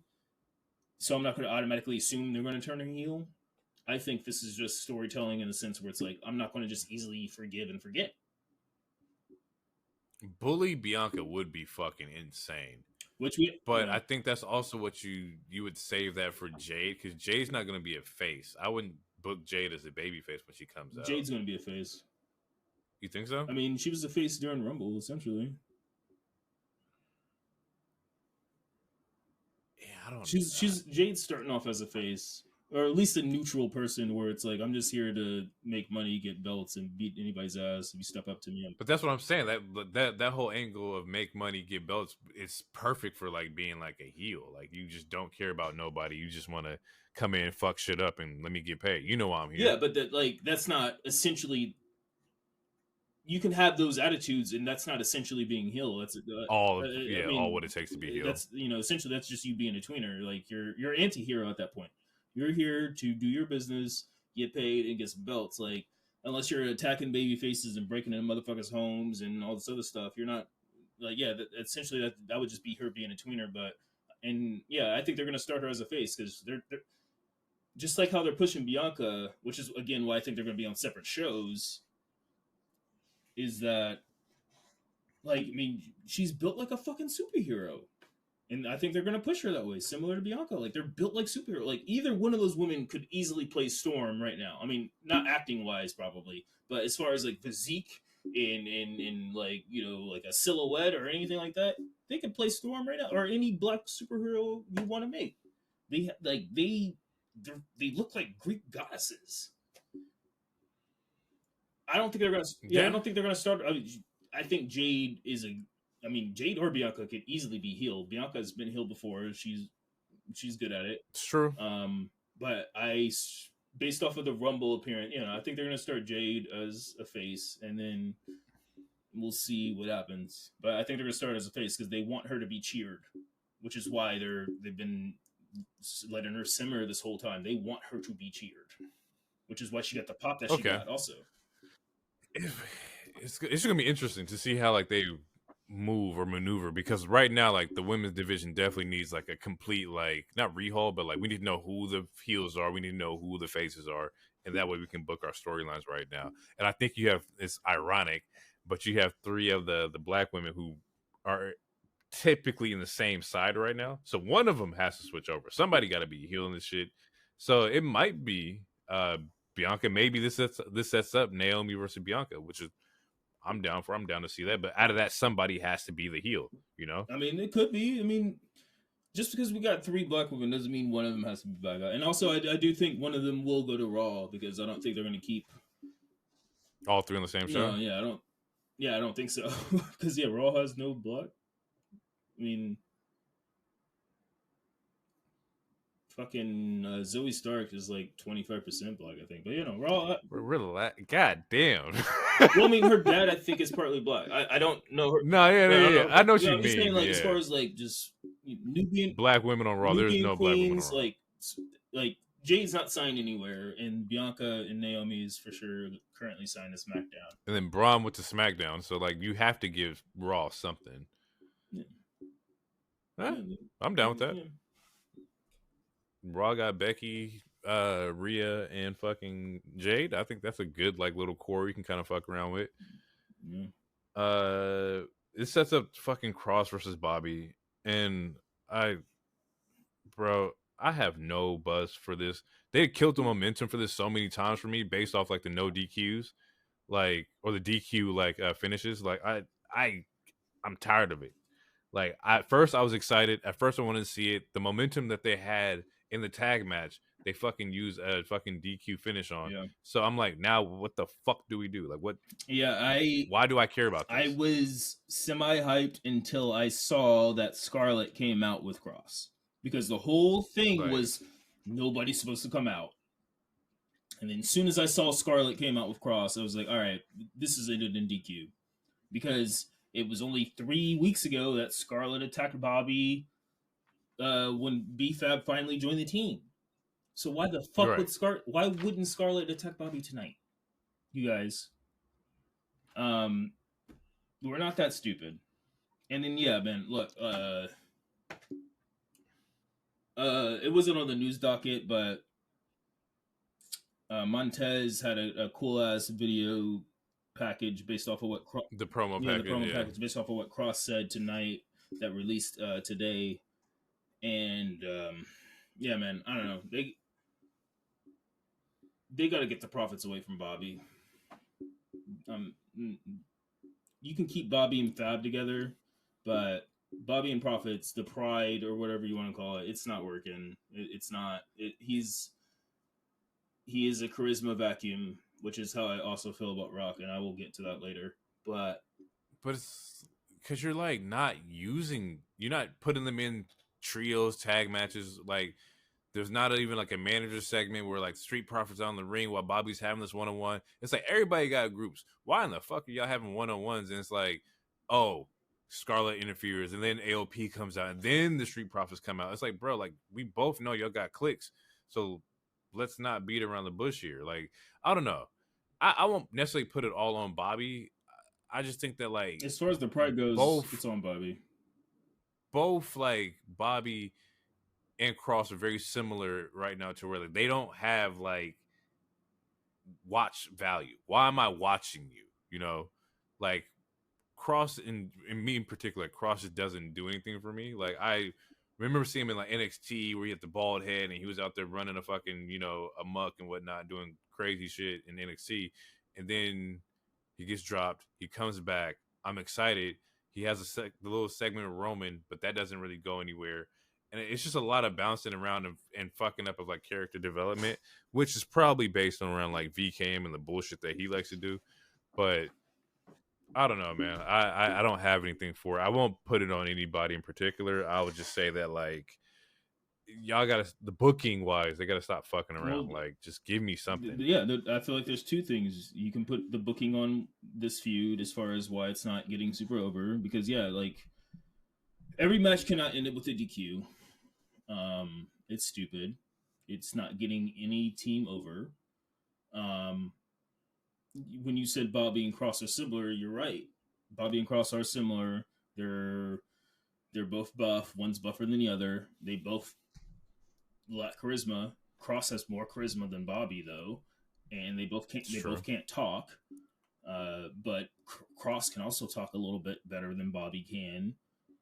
The Final Testament, I'll give you that. The Final Testament has two managers. No idea why, but both of those managers aren't talking that much.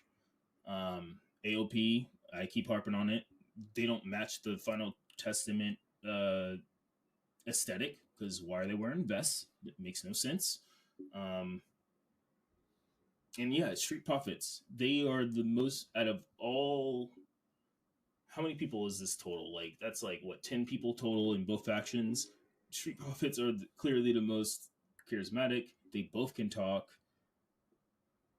The fact that they have to use video packages that don't get aired on TV to stay hot or get over is kind of frustrating, because they're technically the two best pieces, which is why I just don't want them with Bobby.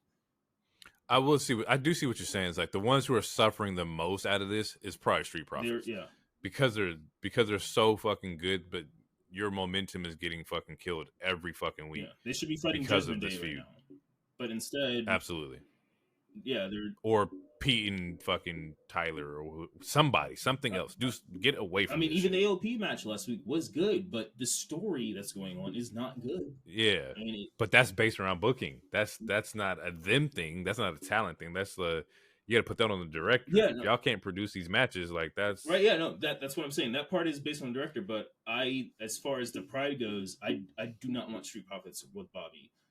Like Hurt 2.0 or whatever you guys want to call this shit, it's just not working. It does not work for me. I let it play out. It's been 3 or 4 months. It's not hitting. Separate them. Bobby. Maybe that's what made Hurt Business work. It wasn't Bobby, it was MVP. Maybe MVP was the one that like kind of kept the momentum flowing a little bit. Right, and then, during the Hurt Business. And then Cedric and Shelton, they were like MVP was the mouthpiece because he was the best mouthpiece. Bobby right now is the mouthpiece of this team, which makes he should not be.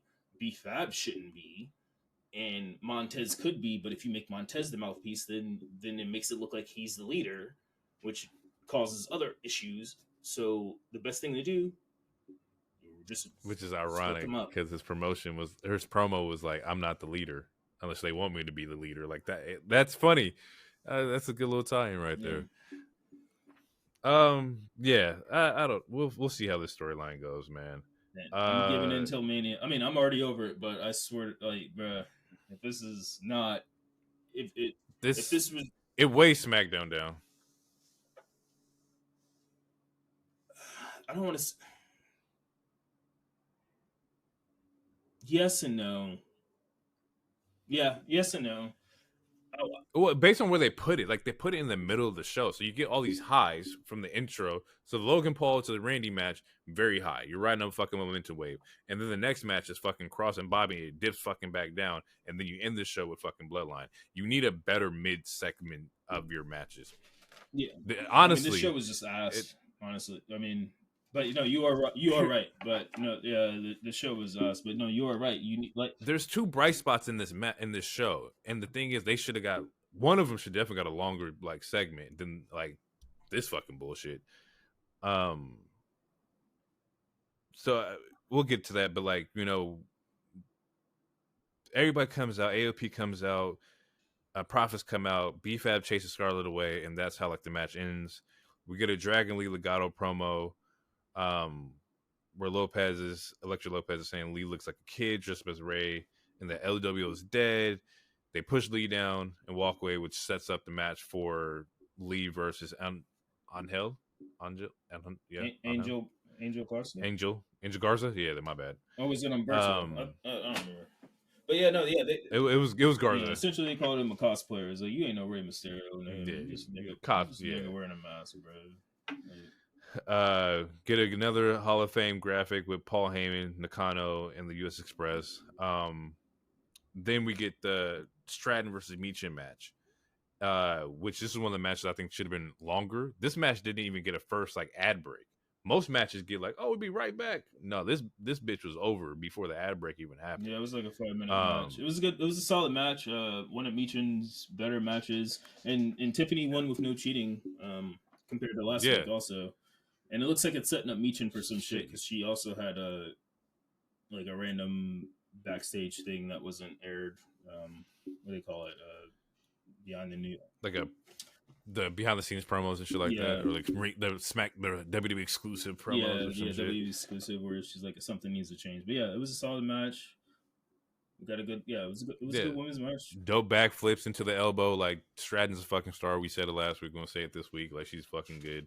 Wish the match was a little bit longer. You can definitely tell they shit got cut short. We then get an AJ Styles promo against LA Knight. Basically, Knight stole AJ's momentum. Knight is saying that Knight's overachieving. He needs to be humbled. LA sees the promo and then lets out chair shots to this Panasonic TV that didn't deserve it. I don't know what this Toshiba did. He attacked that TV like he lost a bet to his favorite sporting team.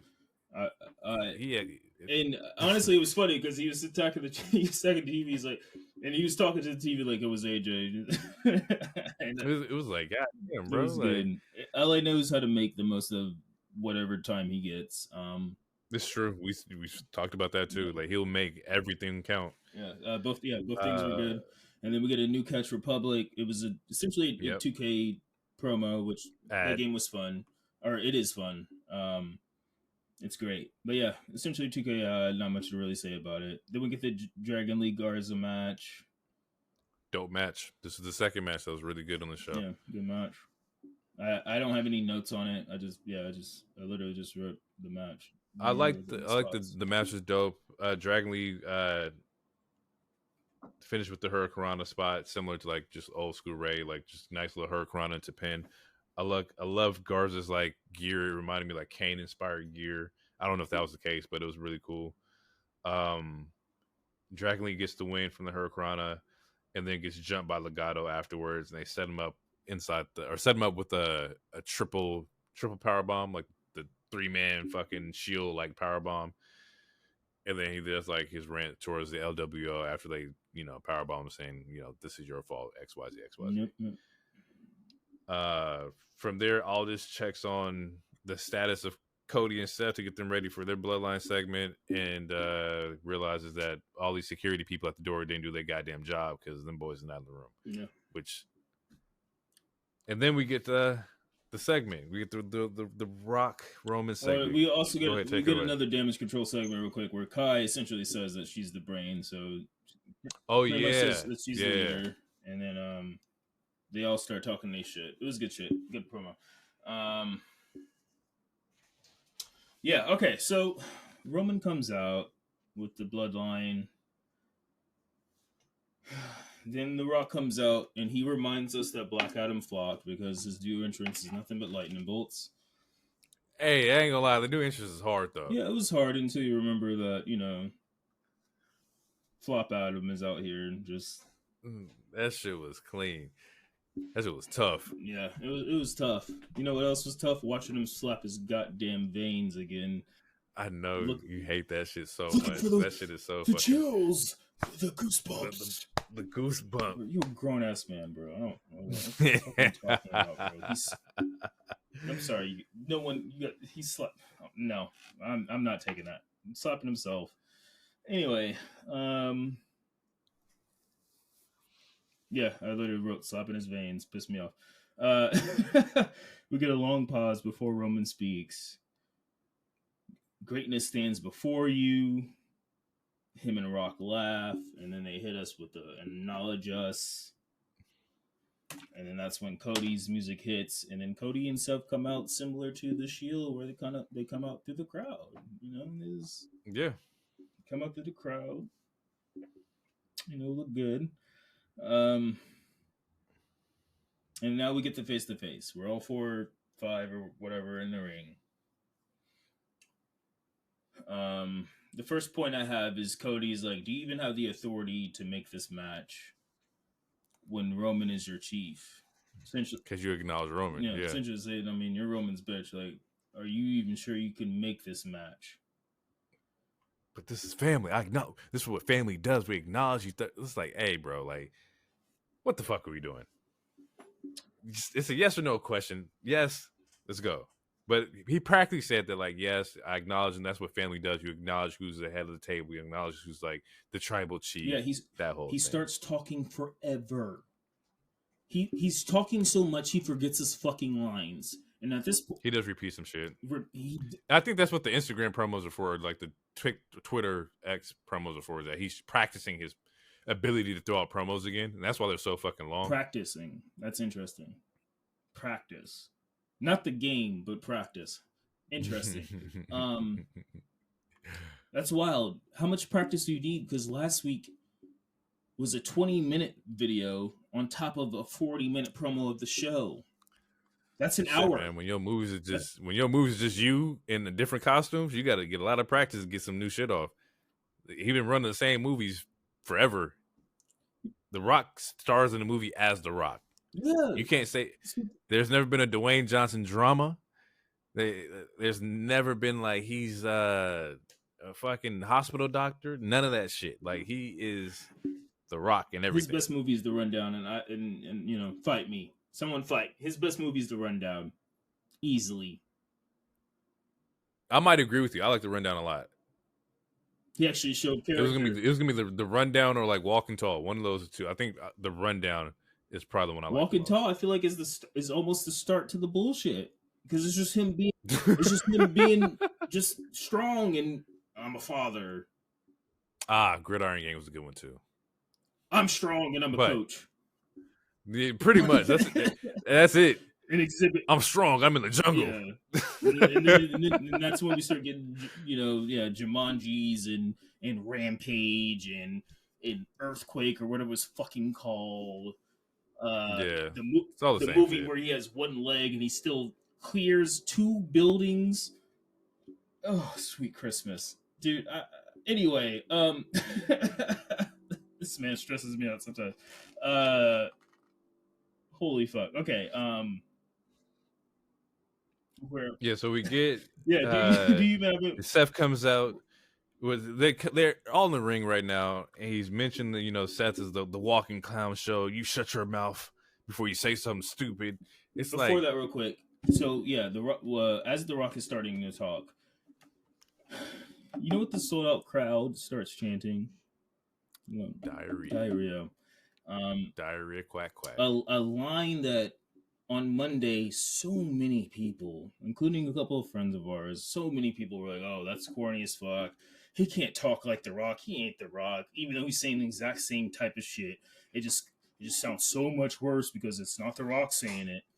But again, a sold out crowd, sold out show in Texas, Dallas. Where the Dallas Stars play, big stars, my favorite hockey team, chanting diarrhea because there's nothing but shit coming out of his fucking mouth. Because again, this nigga didn't, bro. Look, all right. I'm just cutting to the chase. All right, I'm just cutting to the chase. This promo was ass. This show was ass. Show was terrible. This show was terrible. This is the worst SmackDown of 2024 so far, in my opinion. There wasn't that many matches. We can't say that The Rock took too much time like he did last week, or maybe we could. I don't know, but I don't know if it was him because the shit's still cut off. Like we cut off, he smacks. The show ends like Cody slaps him, and the show ends like that. But that's also because The Rock talked too much. There's a whole camera angle where you see a camera guy from like near the announcer table doing what I'm showing you. The audience can't see this, but they're like, "Yo, like wrap this shit up, nigga." Because he's literally repeating. He's repeating. He cut 2 video promos and he cut the promo on SmackDown. That's 3 promos. He's repeating every single fucking thing he said in these last 3 promos. He's calling Seth a clown. He's talking about his goofy ass dog, and then the family. And this promo tonight, like after Cody and Seth come out and shit, Cody's talking and he's like, "You shut your mouth, boy." Which, by the way, can we talk about why the fuck is he saying "boy" like this? Is that not making anyone else cringe? He's hitting those boys hard, like he's been like he's about to be in the next Tarantino film. He's hitting those boys like Django 2's about to come out, and I'm like, okay, that's who I want for my president. A nigga who says "boy" like that, and he's saying that to white people. He did get the fucking you were a mistake because you were 20 years younger than your siblings. And that shit was fun. That was kind of crazy because I saw somebody on the internet like, wait, isn't your daughters 20 years apart? Isn't like that was Brody Lee's wife who did that. Isn't like your daughters 20 years apart? Yeah, your daughters are 20 years apart, bro. And you're sitting here talking about Cody. Like, okay. Anyway, yeah, like, bro, no, this promo was ass. He was repeating himself. He was talking so much he forgot his fucking lines to the point where Seth was like, "Yo, we know the stakes, Mr. Midlife Crisis," and that honestly, that was one of the best fucking. That was the best line in the whole fucking segment. Was him calling him Mr. Midlife? Because again, it's true as fuck. This man's cutting promos. This last promo, which was, thank God, 10 minutes, still couldn't finish it.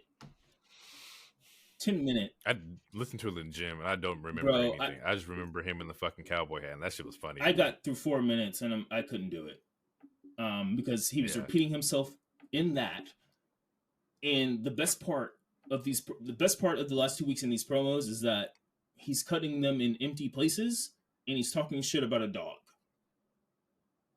He did go hard on the dog.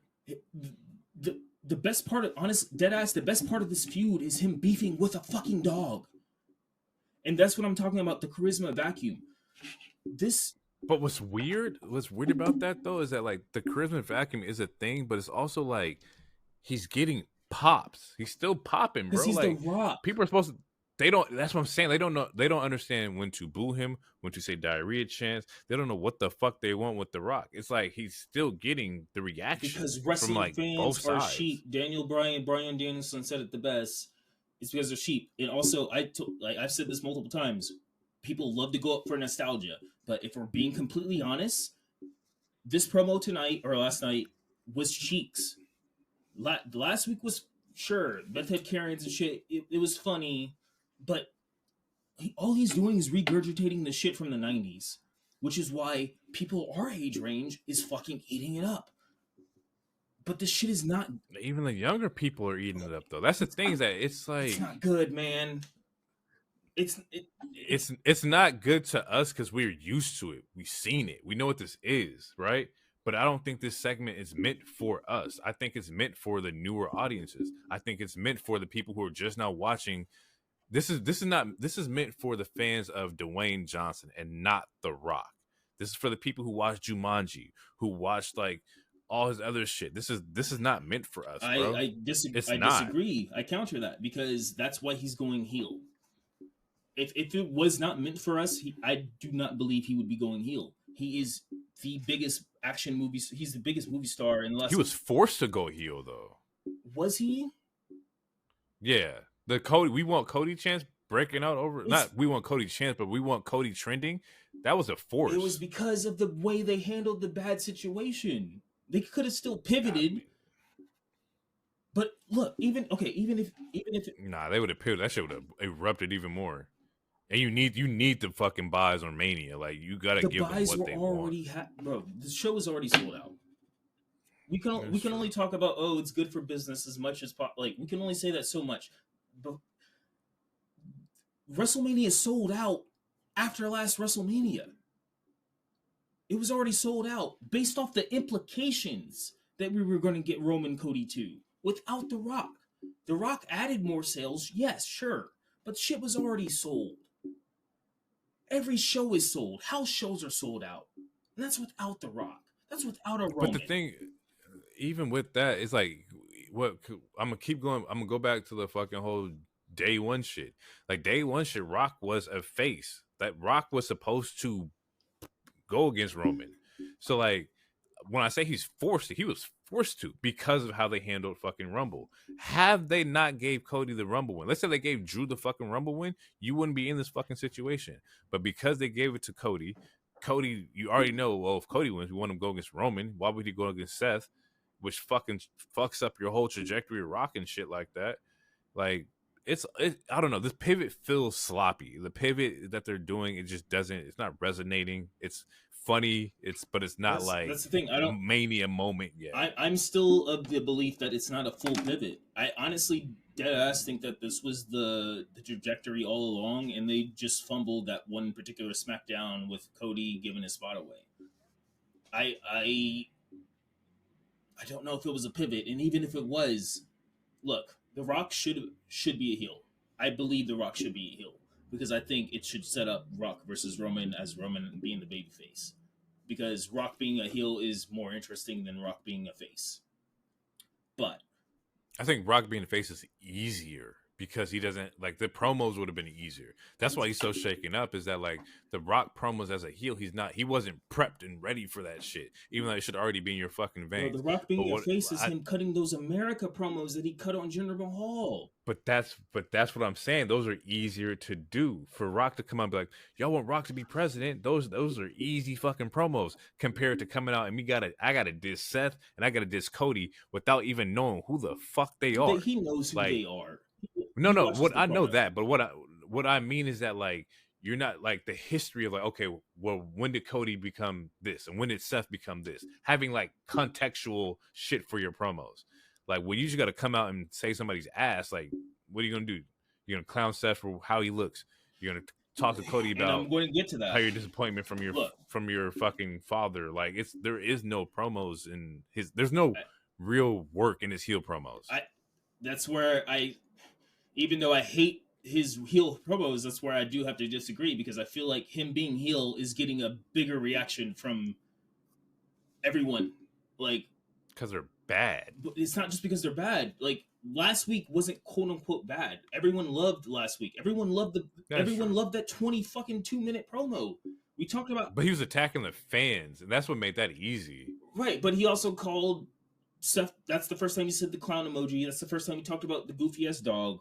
People like heel Rock. Heel Rock is getting a way bigger reaction than face Rock would have gotten, whether he was fighting Roman or whether he was fighting someone else. Heel Rock is up. Heel Rock is better. But what Heel Rock is saying is still ass. Like, and the reason why I'm calling it a vacuum is because based on tonight's show, Roman looks the weakest out of all four of them based off of SmackDown. Yeah, and I was getting into that too, because I saw, like, he had the fucking cross-dresser line. And I was like, hey, what? Ass. And I don't want to hear about, it's a softer generation. I don't want to hear about, you're gonna survive in the Attitude Era. And I hate that argument. I fucking hate that shit. Like, and to me, I don't know if it's quote unquote whataboutism. I don't know if it falls in the umbrella of whataboutism.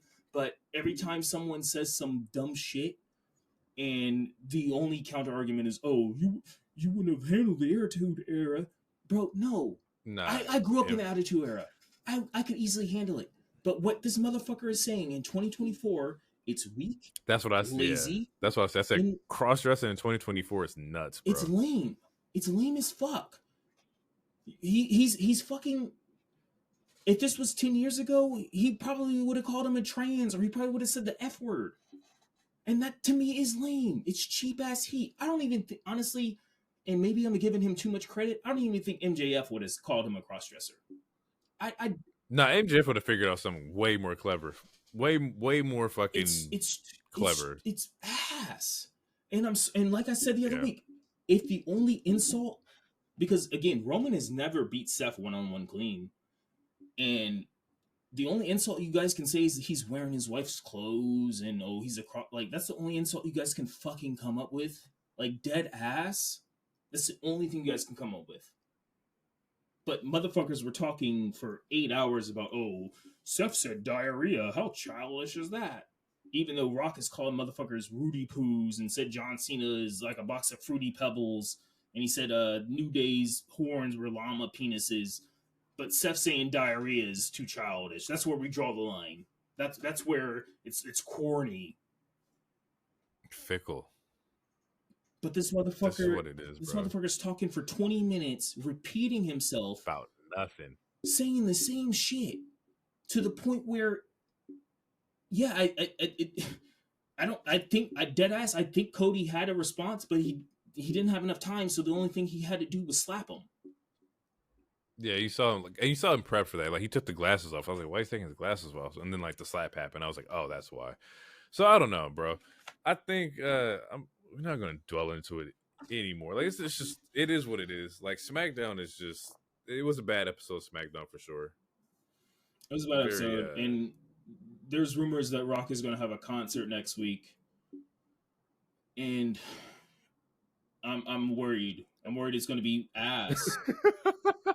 Because of again, like you said, it is going up for some of the people younger than us, but most of the people that are really loving this shit are people our age and people who like, and it's like, I'm sorry, the 90s, Rock is just regurgitating 90s shit, and it's not hitting, and it's making Roman look weak, or not weak. Roman looks like similar how we were talking about Samoa Joe and the Triple Threat. Roman looks like